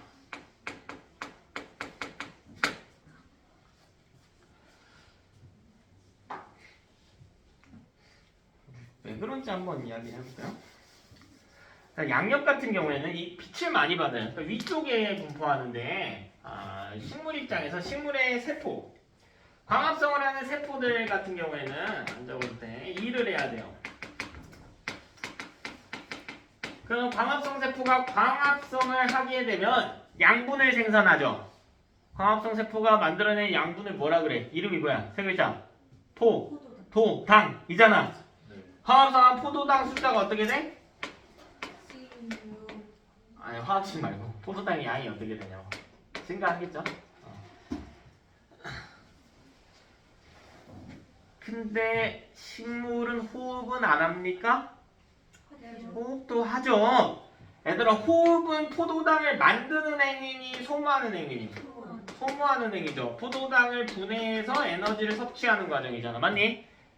맞아? 자, 그러면 이걸 이렇게 이야기해 볼게. 어떤 회사가 있는데 직원이 있어. 직원이 광합성 세포예요. 자, 포도당을 만들어내요. 회사에서 직원이 뭘 만들어내겠니? 그 돈을 만들어내죠. 자, 이건 회사에 돈을 벌어다 주는 일을 할 거야. 첫 번째로. 아니? 광합성하는 세포들 같은 경우에는 포도당의 양을 증가시킨다고요. 맞아? 이게 회사에 돈을 벌어다 주는 행위라고. 근데 직원이 회사에서 돈 벌어다 주기만 합니까? 뭐 받아? 월급 받잖아. 그러면 회사 입장에서 봐봐. 월급, 돈이 줄어드는 행위죠. 포도당을 섭취하기도 해. 그럼 잘 생각해봐, 얘들아. 양협은요, 빛이 많아. 일거리가 많은 대형 회사입니다. 우리 학원이니까 학원이라고 해볼까? 뭐 대형 학원이야. 수강생이 막 3,000명이래. 그럼 강사를 한 200명 뽑아도 되겠지. 그지? 200명 많으면 100명이라도 뽑으면 될 거 아니야. 애들 많으니까 수업할 사람 많으면 좋잖아. 그치? 근데 음협 입장에서 보면 빛이 얼마 안 들어. 할 일이 별로 없어. 소형 회사야. 수강생 수가 막 한 300명이래. 300명 중형 정도 되는데 어쨌든 소형이래. 그때 강사 200명 뽑으면 돼?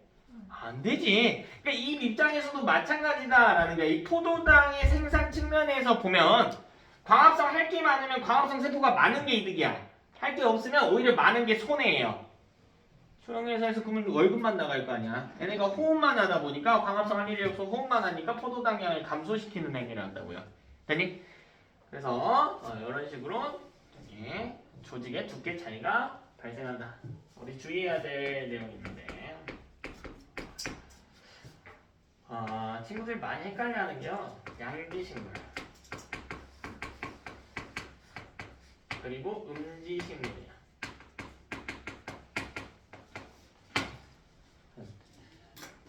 눈을 크게 뜨고 한번 비교해봐. 양협과 음협 사이 양협과 음협 그 양지식물과 음지식물 요 두 세트하고 요 밑에 두 세트는 뭐가 다르니? 양협과 음협은 뭐에 대한 이야기예요 결국? 뭐에 대한 이야기야? 잎에 대한 이야기지. 물론 광합성한 양에 따라 두께가 달라지만 잎이잖아요. 얘는 뭐야? 식물이잖아. 즉 이 둘은 아예 다른 이야기를 하고 있는 거예요. 제가 지금 한 그루의 나무를 그려놨죠? 네. 이 한 그루의 나무에 양옆만 있나요? 음옆만 있나요? 뭐가 있어? 둘 다 있지. 그러니까 양지식물이 양옆만 가진 식물이 아니에요. 양지식물은 그냥 해가 많이 드는 곳에 자라는 식물이야. 근데 그런 곳이라고 할지라도 그런 식물이라고 할지라도 그 내에 위쪽에 양옆이 있고 밑에 쪽에 음엽이 있다고. 그래서 헷갈리면 안 돼. 얘네는 양옆과 음엽을 모두 보유하고 있는 겁니다. 양지식물 양옆만 있는 게 아니야. 양옆도 있고 음엽도 있다. 음지식물도 마찬가지다.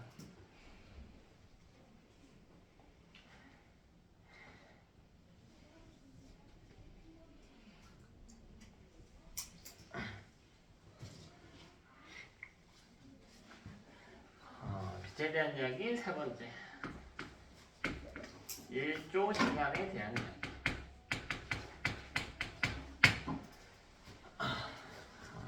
해의 길이가 달라질 때. 먼저 봄 해볼까요?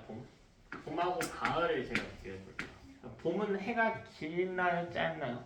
가을하고 비교하면? 긴 편이죠. 봄하고 여름을 묶어서 생각하면 편해. 해가 길어요.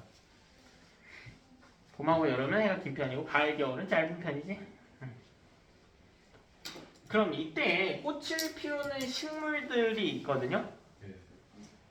근데 해가 길 때 꽃을 피우는 식물이잖아. 해가 길 때. 그래서 장, 해, 일. 해일자 써서 길다 해가 장일 식물이라고 불러요. 그래서 봄에는 장일 식물들이 꽃을 피워요. 그러니까 봄꽃들 찾으면 되겠죠. 봄꽃들. 종종 예시가 나오기도 하는데 장일 식물이라고 하면 뭐 대표적으로 나오는 게 시금치, 네, 뭐 붓꽃, 뭐 양배추 이런 애들. 내가 장일 식물입니다. 해가 길기 때문에 이런 일이 일어난다라는 거예요.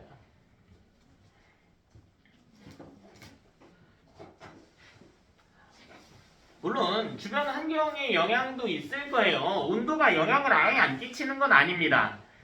근데 해가 훨씬 더 중요하다라는 거야. 예를 들면 내가 장일식물 봄꽃들을 어디다가 넣어놓고 비닐하우스에 넣어놓고 가을의 기온을 형성해놔.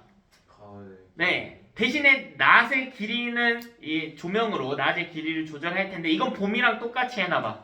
그랬더니 꽃이 폈다라는 거야. 그럼 사실 온도가 중요한 건 아니죠. 조명이 더 중요한 거다. 해가 비추는 시간이 더 중요한 것이다. 이런 걸 알 수가 있다.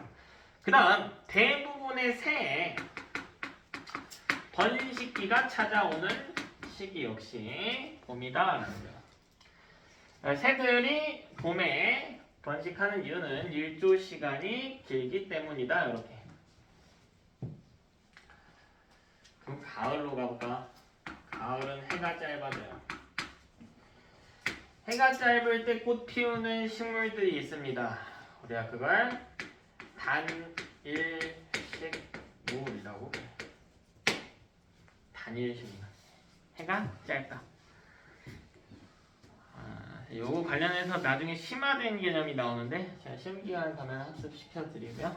사실 애는 식물한테 해가 짧아서 득될 게 뭐 많이 있진 않겠죠. 밤이 긴 게 중요한 거거든요. 얘는 어두운 시기가 긴 게 중요한 건데. 쟤네는 호흡을 많이 해야 돼요? 그럼 쟤네는 호흡을 많이 해야 돼요? 호흡을 많이 해야 되냐고요? 네. 호흡, 밤에 호흡을 많이 한다고 들었어요, 친구들이. 밤에는 호흡량이 늘어나는 게 아니고 우리 낮에는 광합성해서 이산화탄소를 흡수하고 호흡으로 방출하잖아. 그러니까 낮에는 방출하지 않는 거죠. 이산화탄소를. 광합성량이 더 크니까. 근데 밤에는 호흡은 똑같이 하는데 광합성을 안 해. 그러니까 내보내는 거야. 그죠? 그러니까 많이 한 것처럼 보이는 거지. 호흡량은 일정해. 우리가 낮에 숨쉬는 양과 밤에 숨쉬는 양이 다르지 않듯이. 저 중학교 때 공부를 안 해서. 그래. 그럴 수 있어. 뭐 그 내용이 장일식물과 단일식물과는 상관이 없어요. 이제 단일식물은 가을에 꽃을 피운다. 누구이니? 가을 축제 많이 하잖아. 가을 꽃 축제. 왜? 코스모스 같은 거 많이 하잖아. 또 국화 같은 것도 있고.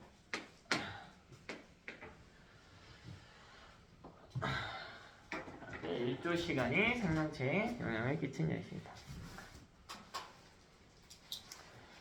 좀 쉬었다 갑시다. 이어서 이제 빛 외에 다른 요인들은 어떻게 생물에 영향을 끼치는지 한번 봅시다. 두 번째, 수분에 대한 내용이에요. 수분. 수분 관련해서는 다른 이야기가 빛보다는 적어요. 그래서 내용도 가볍게 보면 읽어보면 알 수 있고요. 먼저 곤충 같은 경우에는 표면이 키틴질로 되어 있어요.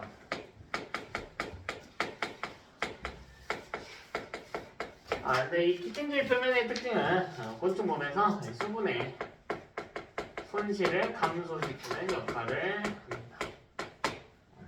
키틴질이에요. 네, 키틴질이에요. 틴질.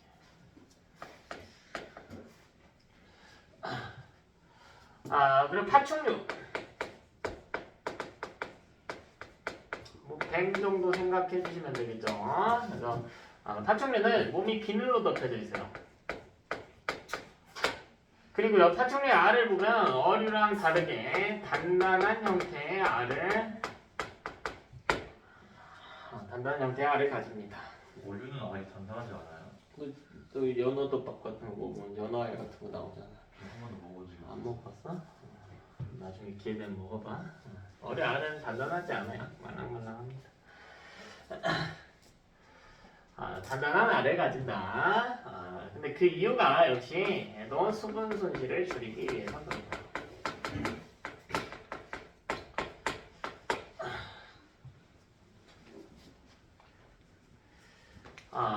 그리고 뭐 그 외에 또 낙타 이야기도 한번 해볼까. 낙타.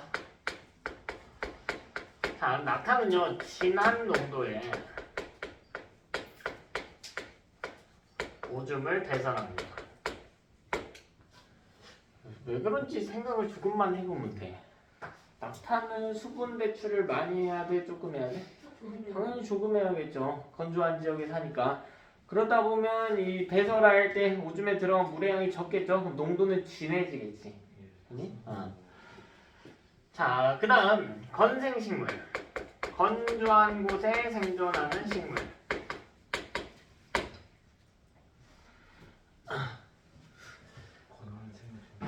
건조한 곳에 생존하는 식물. 뭐 대표적으로 알로에, 뭐 선인장 같은 친구들 있겠죠. 건생식물인데 이 건생식물의 특징은 이파리가 얇아요. 잎이 얇습니다. 그다음 선인장. 많이들 알고 계시겠지만 선인장 같은 경우에는 수분 이 손실을 막기 위해서 잎이 얇아지고 하다 보니까 결국 가시가 된 형태이죠. 그래서 잎이 얇다. 그리고 발달하는 조직이 있는데 저수 조직이 발달합니다. 그러니까 조금만 생각해서 읽어보면 알 수 있어. 저수 조직, 저장한다 물을. 네? 그리고 뿌리도 함께 발달합니다.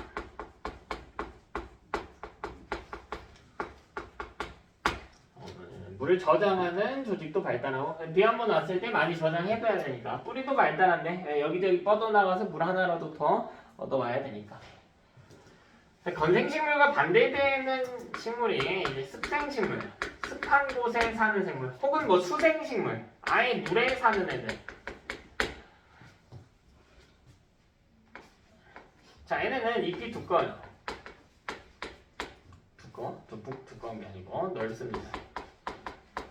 여기 얇다라고 했을까? 소리 좁다가 돼야 되는데. 좁다요? 좁으니까 모든 방면으로 좁아지니까 얇아지는 특징도 있는데. 그래서 선인장이 가지가 잎이 넓다라는 특징이 있습니다. 뭐 대표적으로 수련 같은 거 보면 이파리가 넓죠. 물을 빨리빨리 내보내야 될 거 아닙니까? 우리 저번에 삼투 이야기하면서 예전에 물이 무조건 전홍대에 물이 많은 게 좋은 것도 아니라고 했죠.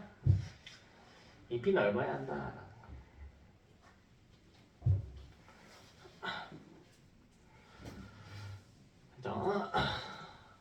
뭐 이 정도 이야기하면 될 것 같고 세 번째 이야기로 넘어갈까요?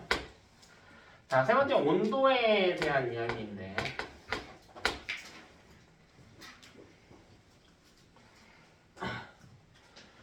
자, 온도 같은 경우에는 어떤 식으로 작용을 하냐면 먼저 동물들 보면 극지방 동물들 한번 볼까요?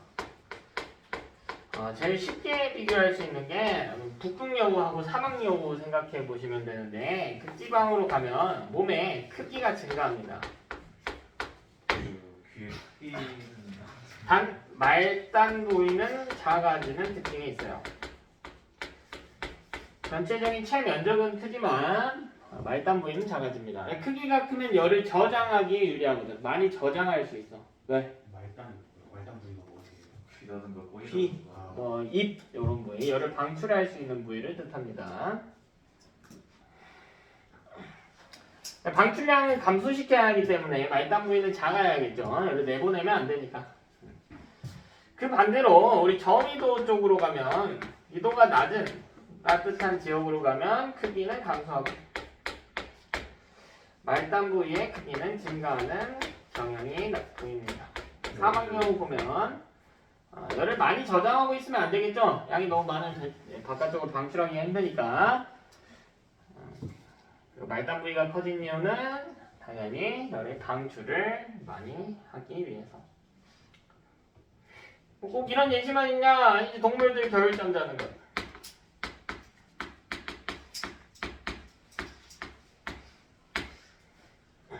이것도 온도에 대한 적용 예시입니다.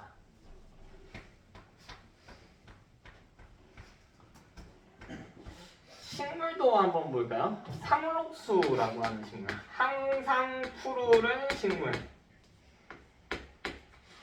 상록수라고 하는 식물들은 큐티클층이 두껍습니다. 큐티클층. 이 표면 만져보면 매끈매끈하잖아. 근데 이 큐티클층은 보온을 하는데 유리한 형태를 띠고 있어요. 그래서 얘는 가을이 돼도 잎을 떨어뜨리지 않아. 낙엽이 지지 않는 나무들을 우리가 상록수라고 부릅니다.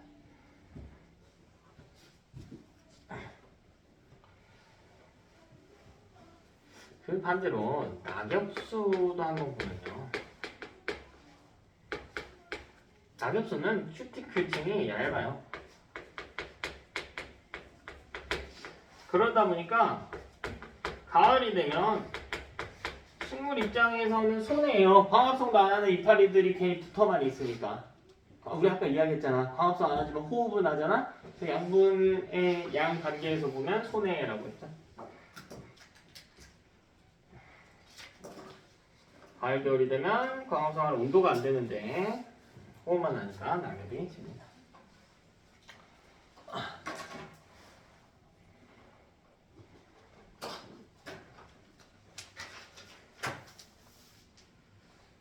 이파리를 아예 떨어뜨리기도 하고요. 뭐 이파리 떨어뜨리는 것 외에도 단풍도 비슷한 원리거든요.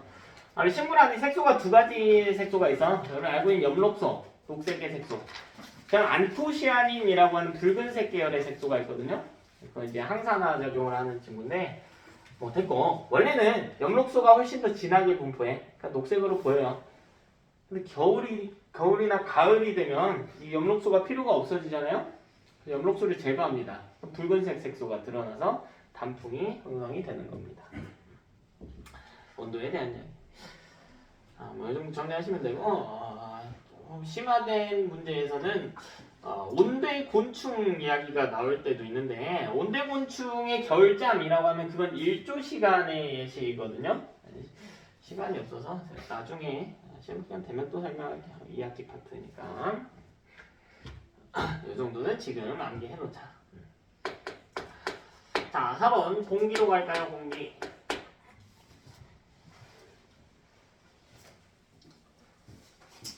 공기에 적응한 사례. 공기에 적응. 수생식물.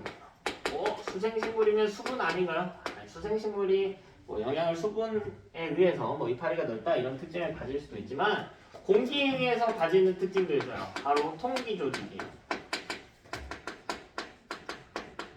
통기 조직이 뭐겠니? 통기. 공기가 통하는 조직.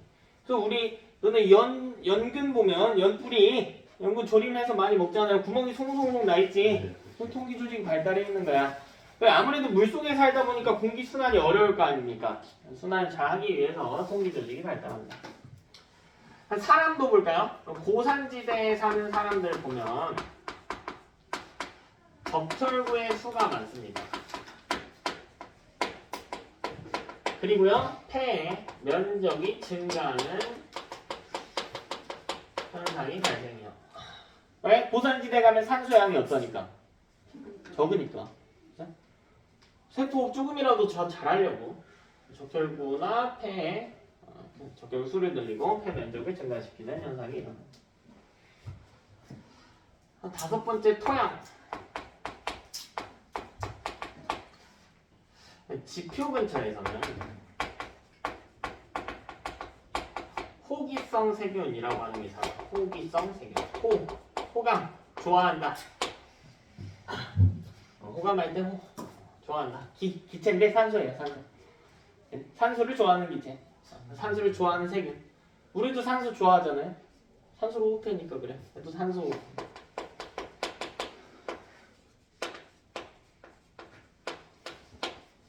근데 깊은 곳으로 가면 혐기성 세균들이 등장해요.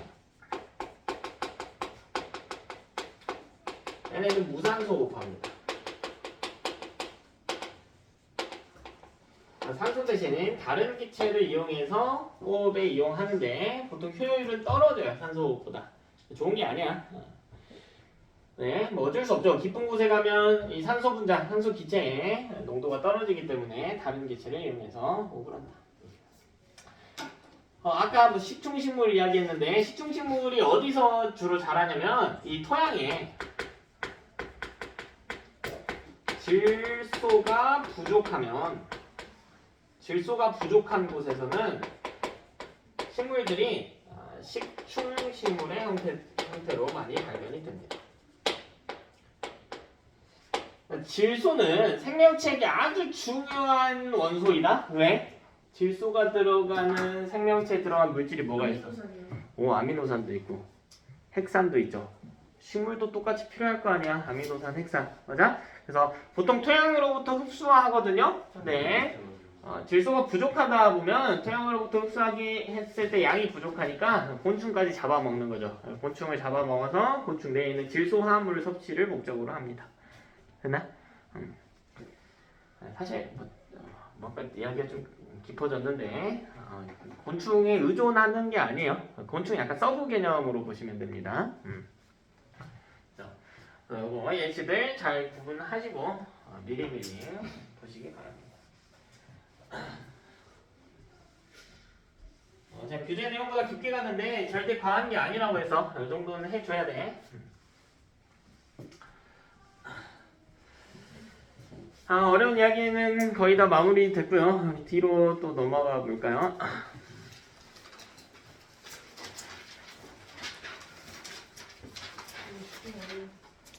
256쪽. 진짜 많아? 어려운 거 없잖아.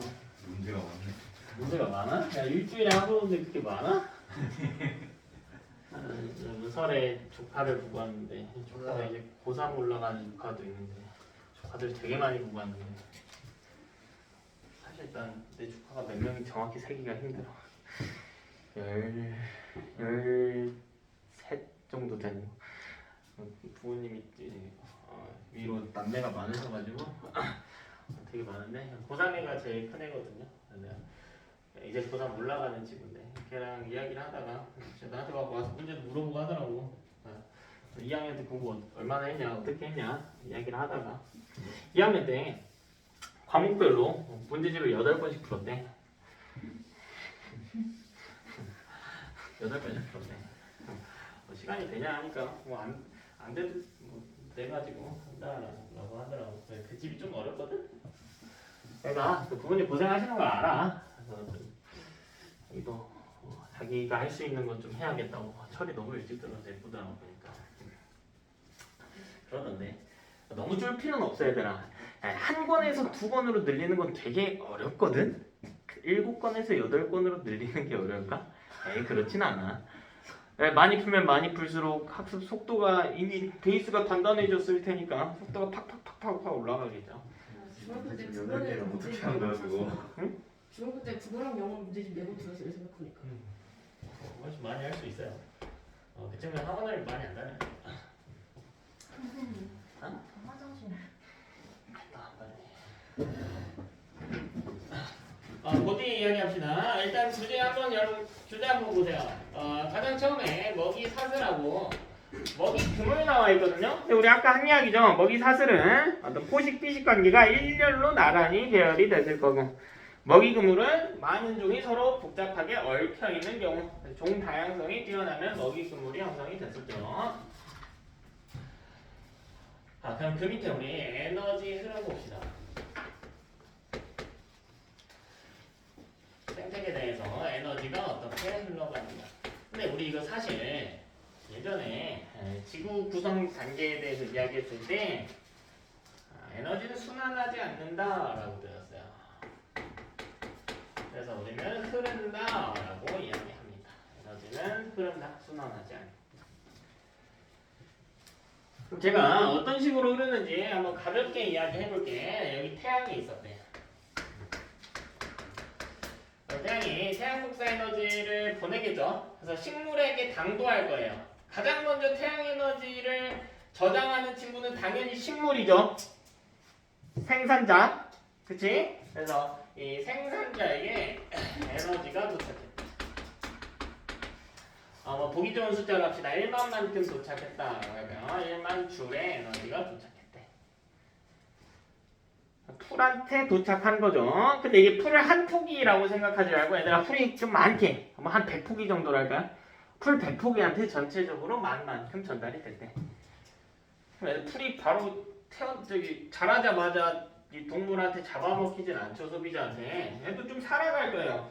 살아가는 동안 뭐 하냐면 호흡을 합니다. 이게 아주 중요한 요소인데 얘가 호흡을 하게 되면 열 에너지를 방출해요.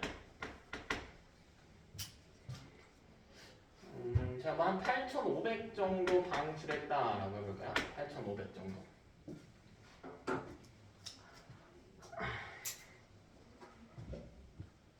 풀이 100포기가 있는데 전부 다 이 메뚜기, 뭐 메뚜기면 풀 뜯어먹는 1차 소비자 정도 되겠죠. 메뚜기한테 다 전달되진 않고요. 다 잡아먹히진 않고 풀이 뜯어먹히진 않고 일부는 그대로 사체가 되어서 묻혀요.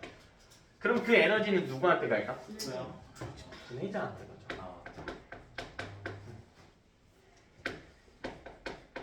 뭐 이게 한 제가 500줄 정도 된다라고 해볼게요. 그럼 빨리 풀을 뜯어먹고 싶은 친구가 있거든? 몇 차? 1차 소비자겠죠. 1차 소비자한테는 얼마만 전달될까? 더셈 뺄셈 해봐. 1000만 전달돼. 그쵸? 근데 1차도 뭐 해요? 호흡하죠. 얘 호흡해야지. 얘가 호흡했대. 제가 한 800 정도만 호흡했다라고 해볼까요? 그리고 1차 소비자의 사체 역시 일부 분해자에게 에너지를 전달하겠죠. 뭐 사체나 배설물을 통해서. 맞아? 이건 50이라고 해볼까? 50. 그럼 또 어디로 전달돼? 2차에게 전달되겠죠. 양은 얼마일까요? 150이겠죠. 그 2차도 호흡할 거 아니야. 호흡하는 양 한 100 정도를 잡을게요. 100. 또 분해자에게도 에너지 전달되겠죠. 2차 소비자가 살아가는 동안 그 사체가 되어서 20만큼 되었다라고 해볼까? 그럼 마지막으로 누구한테 가니? 3차에게 가겠죠. 물론 4차가 있을 수도 있지만 다음 3차에게 전달된 비율은 얼마예요? 전달된 양은? 30이죠. 그럼 3차도 역시 분해자에게 일부 전달할 거고요. 호흡으로 일부 내보낼 겁니다. 그럼 여기서 여러분이 첫 번째로 체크해야 될 내용이 무엇이냐면 선생님 근데 호흡까지 취급하면 에너지 양 똑같은 거 아닌가요? 만 중에 8,500 내보내고 50 분해자 주고 100, 1000 줬으니까 만으로 일정한데요? 라고 생각할 수 있는데 제일 중요한 건 열 에너지예요. 전에도 이야기했는데 이 열 에너지는 재사용이 어렵다. 재사용이 거의 되지 않는 에너지입니다. 따라서 재사용이 어렵기 때문에 에너지는 순환하지 않는 겁니다. 어렵기 때문에 에너지가 순환하지 않는다. 그래서 생태계 같은 경우에는 지속적인 해양 에너지가 필요한 상황입니다.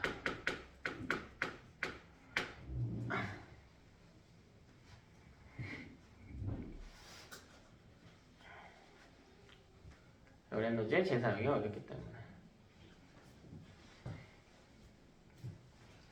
자, 두 번째 내용을 한번 볼까요?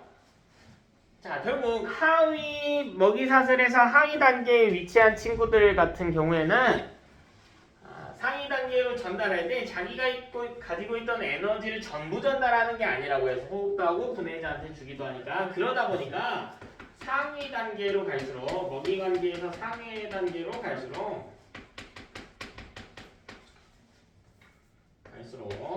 에너지의 양이 어떻게 되죠? 당연히 감소하죠.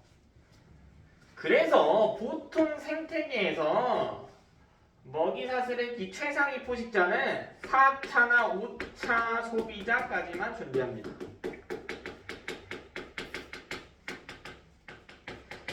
그러니까 여러분이 이 먹이사슬 어렸을 때도 공부했을 텐데 이게 6차, 7차가 나오는 경우는 없단 말이야. 교과 편제상. 실제로 6차, 7차를 가지는 생태계는 거의 없어요. 물론 어떻게 굉장히 단계가 세분화된 경우엔 있을 수도 있겠지. 근데 일반적인 케이스에서는 없다고. 왜? 지금 1차, 2차, 3차까지 왔는데 3차까지만 하더라도 만 중에 30밖에 전달이 안 됐거든. 4차가 먹을 에너지는 거의 없겠죠. 아니? 그리고 5차, 6차까지 가봐. 남아있는 에너지가 거의 없겠죠. 그래서 우리 무한대로 먹이사슬이 존재할 수는 없다. 그런 이야기. 자, 3번 에너지 효율에 대한 이야기.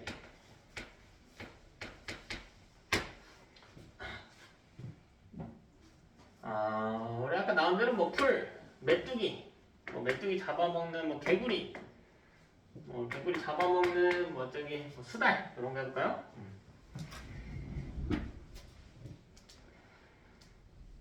그럼 에너지 효율, 메뚜기의 에너지 효율이라고 하면 메뚜기가 전 단계에서 에너지를 얼마나 효율적으로 흡수할 수 있는가를 이야기하는 거거든. 공식 하나 나오네. 중요한 이야기예요. 에너지 효율은 항상 어떻게 따지냐면 이전 단계에서 이 전 단계가 가지고 있는 에너지 양분의 현 단계의 에너지 곱하기 100 이렇게 구해줍니다.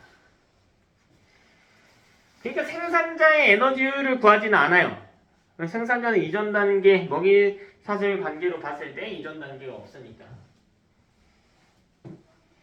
그럼 1차 소비자 효율 우리가 구해볼까?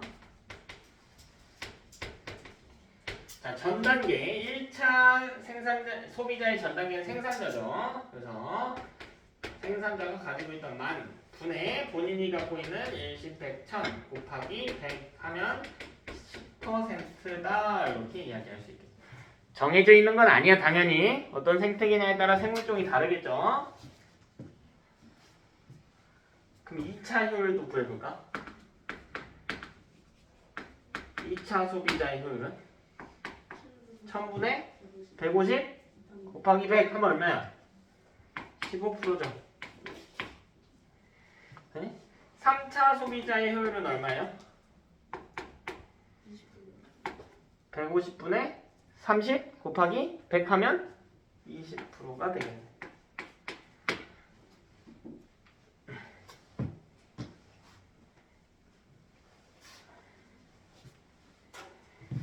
그죠? 다 아세요? 계산 어려운 거 아니니까. 효율이라는 이름 보고 얼마나 전 단계에서 많이 흡수했는가 비율로 따져주자.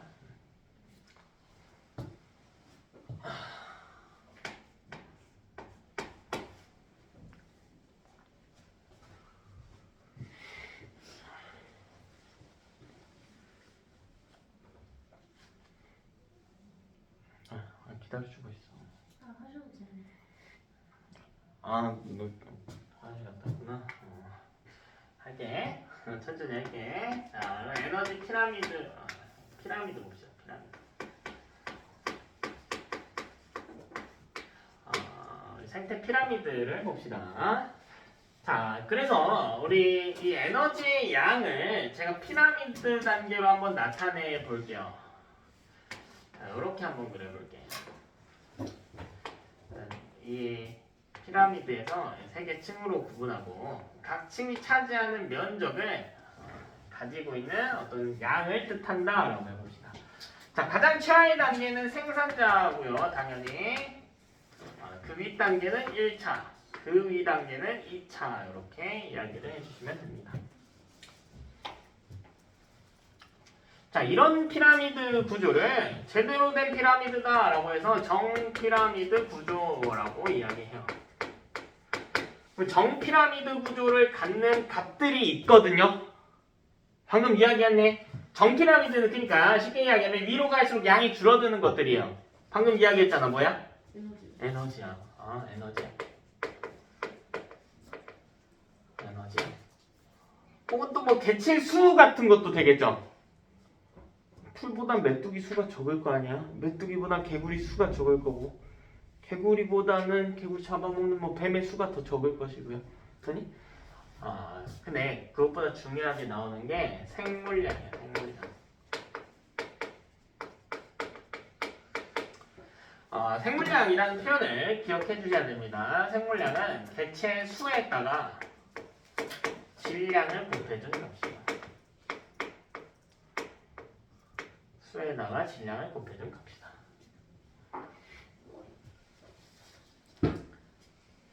평균적인 질량을 곱해줬다. 예를 들어볼까? 메뚜기의 질량이 풀보다는 어때요? 크겠지. 그러나 풀이 수가 훨씬 더 많잖아. 그 질량의 수를 곱한 값이 생물량인데 생물량은 풀이 더 높다. 생산자가 더 높다. 이렇게.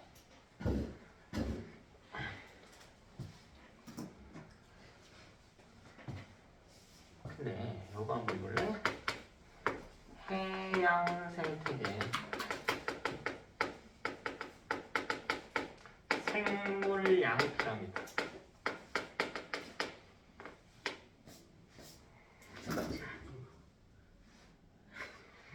자, 얘는 어떻게 생겼냐면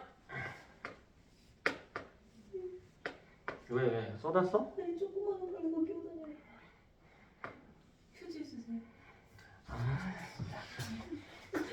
진짜 얼마나 깜짝 놀랐는데. 야, 너네 나이 정도면 벌레 무서울 나이는 아니야. 호주 가시면 얘기가 달라지지. 어? 호주 가시면 얘기가 좀 달라지지 않을까? 호주가? 호주도 가면 얘기가 좀 달라지지 않을까요? 호주가 달라져? 아니 엄청 뭐 시청한 거니까.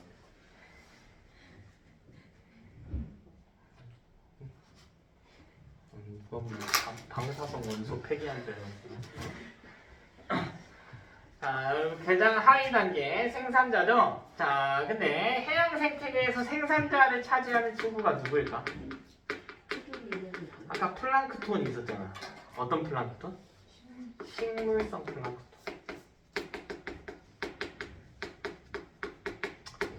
그러니까 우리가 이 생물량 피라미드가 전 피라미드라고 배웠지만 생태계는 굉장히 다양하죠. 모든 생태계가 동일하진 않을 거예요. 예외성이 있을 거 아닙니까? 그 대표적인 예외.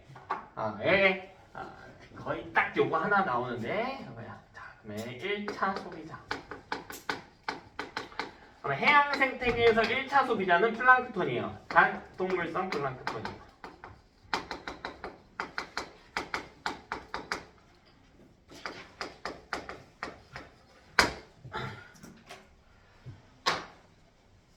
사실 개체수를 놓고 보면 식물성 플랑크톤이 더 많거든.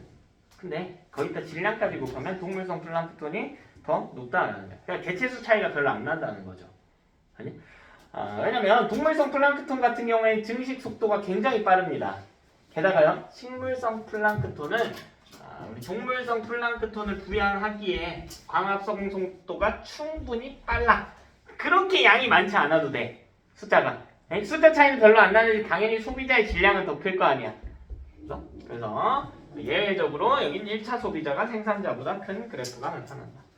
뭐 그 외에 역 피라미드 구조를 갖는 값들도 있어요. 이거는 막 딱딱하게 외우는 것보다 생각해보면 되게 편해. 그러니까 이거는 1차 소비자, 2차 소비자로 갈수록 올라갈수록 여기가 생산자 1차, 2차일 때 올라갈수록 증가하는 값들. 보통 이런 값들의 특징이 뭐가 있냐면 개체당이라는 뜻. 개체당. 한 개체당. 한 개체당 질량을 비교해보자. 그럼 메뚜기가 풀보다 크겠죠. 개구리가 메뚜기보단 크겠지. 항상 그런 것은 아니지만 이런 경향성이 나타난다. 또 잠깐 효율할 때 사실 살짝 끼워넣기 했는데 항상 그런 것은 아니지만요. 에너지 효율 역시 상위 단계로 증가하는 경향이 있습니다. 항상 그런 건 아니라고 해서 그죠? 그러니까 여러분이 피라미드 학습하실 때는 생물량은 위로 갈수록 무조건 작아진다고 해서 이게 아니라 일단 문제 값이 나오면 그 값을 해석을 해보는 거야. 그래서 우리 예상 결과가 맞으면 변수가 없구나. 예상 결과가 틀리면 이거라고 했는데 문제가 틀리네 이게 아니라 문제에서 제시된 값들은 제시된 값이니까 일단 맞는 거고 정피라미드에서 좀 예외가 있는 케이스구나 이렇게 접근하셔야 돼요. 자, 그다음은 생태계 평형 미지에 대한 이야기.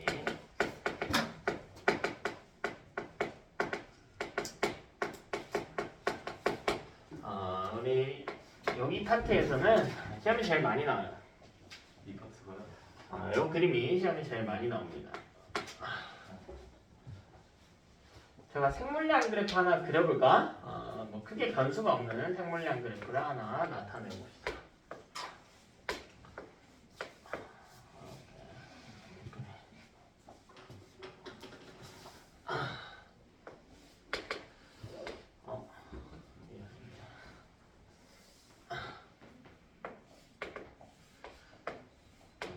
이런 생물량 그래프를 그러면 정상적으로 생산자, 1차 소비자, 2차 소비자 이렇게 있겠죠. 그래서 일반적인 상황이라면 우리 여기다가 생물 이름도 한번 넣어줍시다. 뭐 풀, 뭐 토끼풀, 뭐 메뚜기, 1차 소비자 메뚜기, 2차 소비자 뭐 개구리 이렇게 해볼까요? 뭐 다른 거 넣어도 상관없어요. 뭐 바다로 가면은 뭐 성게, 뭐 수달 뭐 이렇게 갈 수도 있고 한데. 자, 근데 요게 이상적인 형태의 피라미드 구조이죠. 근데 항상 이럴까? 아니지. 조금씩 변화가 있겠죠. 뭐 죽기도 하고 뭐 살아나기도 하고 겨울잠에서 깨기도 하고 번식을 좀 많이 하는 시절도 있을 거고 적게 하는 시절도 있을 테니까. 그래서 여기서 조금씩 이 피라미드 구조가 깨지는 현상이 발생해요. 그 케이스마다 다른데 제가 첫 번째로 이런 일이 일어났다고 해볼게요. 1차 소비자의 수가요 굉장히 많이 증가했대요. 나머지는 거의 그대로인데 1차 소비자의 수가 증가했다. 요렇게 1차가 증가했다. 얘들아 근데 1차 소비자의 영향을 받는 단계가 어디냐면 위아래로 다 받아요. 왜? 생산자 입장에서는 1차 소비자가 자기를 잡아먹지. 2차 소비자 입장에서는 자기 먹이잖아요. 먹이수가 변화했잖아. 그러니까 위 아래가 한꺼번에 동시에 개체수가 변하는 현상이 일어나거든.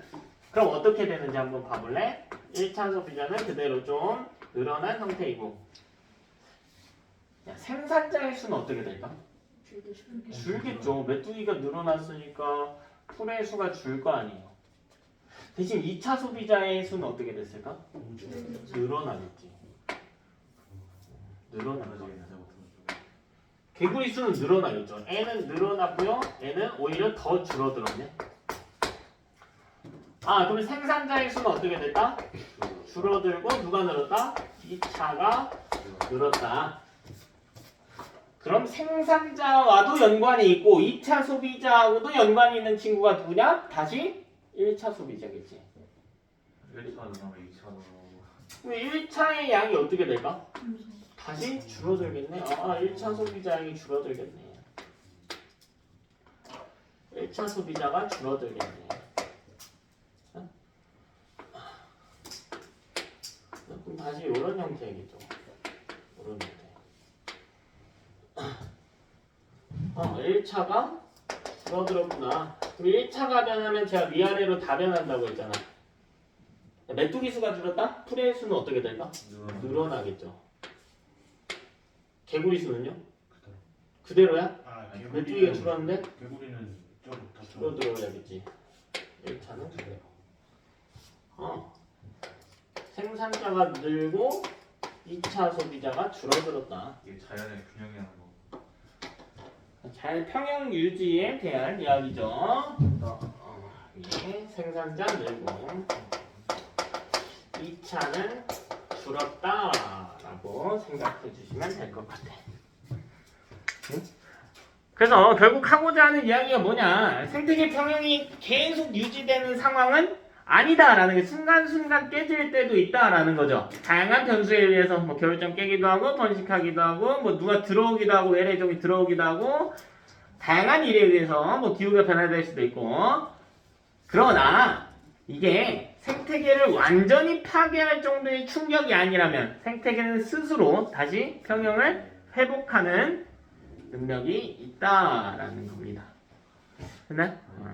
근데 이건 뭐 일부 사례 이야기고요. 꼭 1차 소비자가 증가하는 변화만 일어나는 건 아니겠지. 예? 예를 들어 볼까요? 2차 소비자가 증가했대. 개구리 수가 늘어났대. 1차가 들고 그럼 1차가 어떻게 돼? 줄겠지. 줄겠죠. 그럼 무슨 일이 일어나요? 생산량이 일어나. 1차가 줄었으니까 무슨 일이 일어나? 생산자가 늘어나고 2차는 다시 감소해. 감소해야지. 그러면 다시 1차가 어떻게 돼? 많아지면서 그래프 평형이 맞아지겠네. 계속 맞춰주시면. 오케이? 그러니까 그 상황 따라서 해석하시면 돼요. 천천히 해석하세요. 천천히. 근데 중간에 끼어있는 친구가 변하면 위아래가 동시에 변한다라는 건 좀 인지를 해주셔야 돼. 네? 아까도 방금 제가 2차가 증가했더니 2차와 관련 있는 건 직접적으로 관련 있는 건 1차야.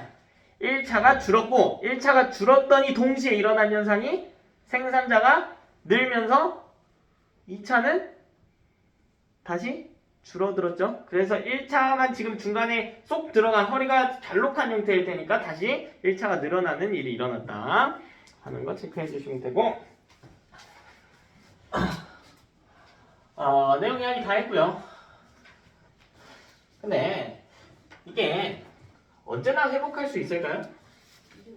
아니, 뭐 사람도 좀 다치면 뭐 작은 상처 정도는 회복하겠지만 큰 상처는 못 일어날 수도 있잖아요. 생태계도 마찬가지다라는 거야. 그런 요인들이 뭐가 있냐? 자연재해가 있겠죠. 아, 뭐 왜 외계인 하나가 외계인 없어지는 그럼 뭐 외계인이 와서 다 외계인 말고 외계인이 왔어? 네. 뭐 운석 충돌 같은 게 있을 수도 있고 그럼 그 생태계가 싸그리 씨가 마를 거 아니에요. 결국 종자가 있어야 되는데 종자가 하나도 남지 않으면 회복이 안 될 거 그건 아닙니까? 그냥 가나 없는 수준 아니에요. 그럼 뭐 지진, 화산 그러니까 어떤 충격을 다시 회복할 수 있는 범위를 넘어선다면 완전히 깨질 수도 있다라는 거예요. 무적이 아니다. 그리고 자연재해 아니면 누구겠어?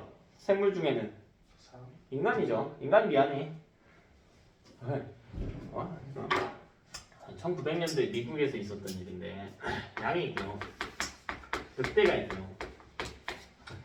사슴이 거주하는 지역이 있어서 여기 주민들은 양을 사육했거든요. 양을 이제 유목 생활을 했겠죠. 풀 뜯어 먹이고. 근데 무슨 문제가 있을까? 늑대가 잡아먹어. 늑대가 양을 잡아먹어. 그치? 그래서 주민들이 화가 났겠죠. 정부에 말하겠지. 뭐라고? 내가 총으로 늑대를 사냥할 수 있게 해달라고. 그쵸? 그러니까 정부에서 허가를 내려줍니다. 이걸 먹고 살아야 되니까 늑대한테는 좀 미안하지만 허가를 내려줘. 그러니까 문제가 뭐냐면 늑대가 원래대로라면 뭐 겨울이 찾아오고 사슴수가 줄고 하면 개체수가 줄긴 하겠지만 멸종되진 않거든? 씨가 말라버려. 문제가 뭘까요? 사슴이 기하급수적으로 늘어나요. 왜? 늑대는 양의 포식자이기도 하지만 사슴을 잡아먹기도 했거든. 그럼 문제가 뭘까? 풀의 양이 없어지죠. 그럼 양도 어떻게 돼요? 죽겠네. 살기 힘들겠네. 먹고 살기 힘들겠네. 그치? 그러니까 이제 주민들이 문제의 심각성을 인지해서 그래서 온갖 쇼를 다 해요. 처음에 뭐 할까? 사슴을 죽여. 사슴을 죽여! 근데 늑대와 다르게 사슴은 하위 계층에 있잖아요. 먹이 관계에서. 그러니까 완전히 씨를 말릴 정도의 양이 아니란 말이야. 훨씬 더 많겠지. 맞아? 그러니까 사슴을 아무리 줄여도 잘 안 줄어. 그죠? 그래서 이런 문제를 가지고 갖가지 해결 방법을 다 이제 고안을 해봤겠죠. 약간 MSG 막 첨가하면 양 품종 개량도 좀 해봤을 것이고 온갖 수를 다 해봤을 거라고. 그렇게 20, 30년 동안 노력했지만 회복되지 않았다라는 거. 그래서 어떻게 했냐면 결국 다시 초심을 찾아가. 우리 문제가 뭐였어? 뭘 죽여서 그랬어? 늑대를 죽여서 그랬잖아. 그래서 늑대를 데려오는 거예요. 12마리 데려왔던 것 같은데 이 12마리가요 10년 만에 이 생태계를 다시 원상복구 시켜놨어요. 네? 뭐 늑대의 기적이라고 되게 유명한 사건인데 미국 국립공원에서 있었던 일인데요. 결국 인간이 활동이 생태계 평형을 깨지 못할 정도로 강한 충격까지 줄 수 있다라고 하는 거 체크하시면 되고 뒤로 넘어가 볼까요? 다 했어. 생태계 보존에 대한 이야기, 그 파괴 원인에 대해서 이야기 나와 있는데 파괴 원인 보면 사실 앞부분에서 봤던 생물종 다양성 감소의 원인과 비슷하죠. 뭐 외래 종류의 환경 파괴 이런 것들이죠. 야, 결국 지금 환경 생태계가 보존되지 않으면 생물 다양성도 떨어지는 거 아닙니까? 즉 둘은 거의 겹쳐서 가는 겁니다. 내용 보니까 뭐 저기 서식지 파괴, 뭐 환경 파괴, 뭐 수질 오염, 뭐 외래종 유입, 뭐 포획, 남획 이런 것들 다 있죠. 그래서 동일한 내용이다 하는 거 보시고 외래종 관련해서 보면 여러분이 여기 서양하고 동양 이야기를 좀 했을 때 보통 외래종 이야기하면 제일 많이 나오는 게 누굽니까? 베스, 황소개구리 그런 애들이죠. 매미, 뭐 꽃매미, 뭐 요새는 좀 핫한 게 클라키라고 해서 작은 이 붉은색 가재 얘들이 이제 뭐 계곡에서 난리를 치고 다니는데 그러니까 약간 뉘앙스가 이렇게 갈 때가 있어. 서양 애들이 나쁜 거다. 에이 그럴까? 아니야. 내가 여기 와서 이제 남의 집 와서 깽판 치는 동안 우리 동네 애들도 이 집 가서 깽판 쳐. 말과 이렇게 쭉 하게. 그래 장수말벌 같은 애들. 또 요새는 핫한 게 마시아잉어 이런 애들이고. 그러니까 뭐 서양에 거주하는 종들이 나쁜 게 아니라요. 서로 서식지가 다르면 깨지는 원인을 줄 수도 있다. 어려운 이야기 아니죠. 외래종 유입이 큰 문제가 될 수 있고. 내 작년에 가을에 화담수 봐요. 화담수 에버랜드 가는 길에 있는데 단풍 축제 하는데 쉬는 날 어떻게 하루 짬내가지고 간 적이 있는데 그러면 사실 단풍 구경하러 간 게 목적이 아니라 생태 박람회가 있었어. 그거 보러 간 거야. 그래가지고 다양한 외래종들에 대한 표본 전시가 있거든요. 나도 너네한테 이야기를 해야 되니까 뭔가 좀 봐야 될 거 아니야. 그래서 좀 다양하게 보려고 노력을 많이 해요. 그래서 자주 보고 가는데 가니까 아프리카 황소개구리라고 적혀있는 아프리카 황소개구리가 이제 저기 케이지 안에 있더라고. 근데 갔는데 없었어. 가서 봤더니 그 크기를 정확하게 재었어. 요만한 사이즈. 딱 이만. 이거 돌이야 돌. 이런 돌이 하나 있고 옆에 돌이 하나 더 있었어. 근데 거의 정확하게 재었어. 돌 크기가 거의 똑같았거든요. 돌이었잖아. 여기 돌이 3개가 있었거든. 똑같은 크기야. 근데 여자친구 갔는데 여자친구가 황소개구리 없나 본데? 그러게 왜 없지? 여기 있었는데 자세히 들여다봤거든? 눈동자가 있더라 여기. 난 돌인 줄 알았어. 처음에 하도 커가지고 진짜 있다니 내가 정확하게 재었다니까? 그리고 손보다 한 마디 정도 길었거든요. 손 편 것보다. 대보진 않았어. 멀리서 이렇게 해봤는데 완전히 딱 난 돌인 줄 알았다니까. 조명도 이래가지고. 근데 딱 보면서 든 생각이 옆에 청개구리들이 또 있거든? 청개구리 들어있는 페이지도 있는데 청개구리 사이즈 요만할 거 아니야? 지금 토종 개구리 요만할 거 아니야? 싸움이 될까? 거의 싸움이 아니라 폭행이죠 이 정도면. 폭행이야. 그래서 나도 이번에 황소개를 많이 봤는데 되게 큰 애 보면서 문제가 심할 수 있겠구나 생각을 조금 더 했고요. 요새는 황소개구리 문제가 많이 대두되지는 않아. 왜냐면 황소개구리 옆에 누가 있냐면 수달이 있거든요. 야, 수달 입장에 생각해봐. 처음에 이런 쪼꼬미들 잡아먹고 살았거든. 물론 생선도 먹고요. 그렇게 살다가 애 봐봐. 잡아먹을 생각이 들까? 안 들지. 저게 뭐야 이럴 거 아니야. 나한테 복수하려고 뭐 선조 데리고 왔나 막 이런 느낌일 거 아니에요. 저게 뭐야 이럴 거 아니야. 더 커졌으니까 잘 먹지 않을까요? 근데 수달 입장에서도 보면 이제 하도 많이 보니까 애 상태를 파악할 거 아니에요. 보니까 애가 얘네랑 별로 먹이도 다르지 않고요. 뭐 그렇게 이 상위 포식 단계에 있는 애를 잡아먹지도 않아요. 그러니까 궁금할 거 아니야. 가서 툭 쳐봐. 어떻게 할까? 도망가지. 지가 커봤자 뭐야 개구리인데 도망갈 거 아니야. 그 수달 입장에서 얘를 슬슬 먹이로 인식할 거 아니에요. 보통 좀 길게 1년 정도 소요가 되거든요. 그러니까 이렇게 먹이로 인식하면 그때부터 다시 이제 생태계 평형을 유지하기 위한 일들이 시작이 되는 거지. 그래서 이런 일들이 있더라도 돌아갈 수 있지만 너무 큰 충격은 주지 않아야 한다. 뭐 이런 이야기를 하고 있고 밑에 그림 봅시다. 우리 생태계 보전을 위한 노력 해가지고 그림 나와 있는데 두 번째 생태 통로 있죠. 그림 다 중요한데요. 생태 통로 밑줄하고 별표도 하나 해놓읍시다. 시험에 제일 많이 나오니까. 생태 통로 보면 아까 내용하고 연관지어지는 거 있지 않니? 그렇지. 서식지 단편화 도로를 뚫어버려서 여기 있던 애가 못 넘어갔잖아. 근데 그 위에 생물이 사용할 수 있는 뭐 일종의 육조를 만드는 거죠. 주변 자연환경과 비슷하게 구성을 해가지고 그래서 서식 단편화에 의한 피해를 막을 수 있다. 뭐 그 외에 나머지 그림들도 한번 보시고 하천복원, 뭐 청계천 이야기죠. 할 수도 있고 뭐 국립공원 같은 거 지정해서 사람들 출입을 좀 통제할 수도 있고 이런 노력들이 있다. 건축 과제는 265쪽까지인데 문제수가 평소보다 조금 더 많긴 한데요. 내용이 어려운 내용은 아니니까 잘 마무리해서 오시기 바랍니다. 하나만 하면서 이런 거 나왔으면 저희 끝났어요.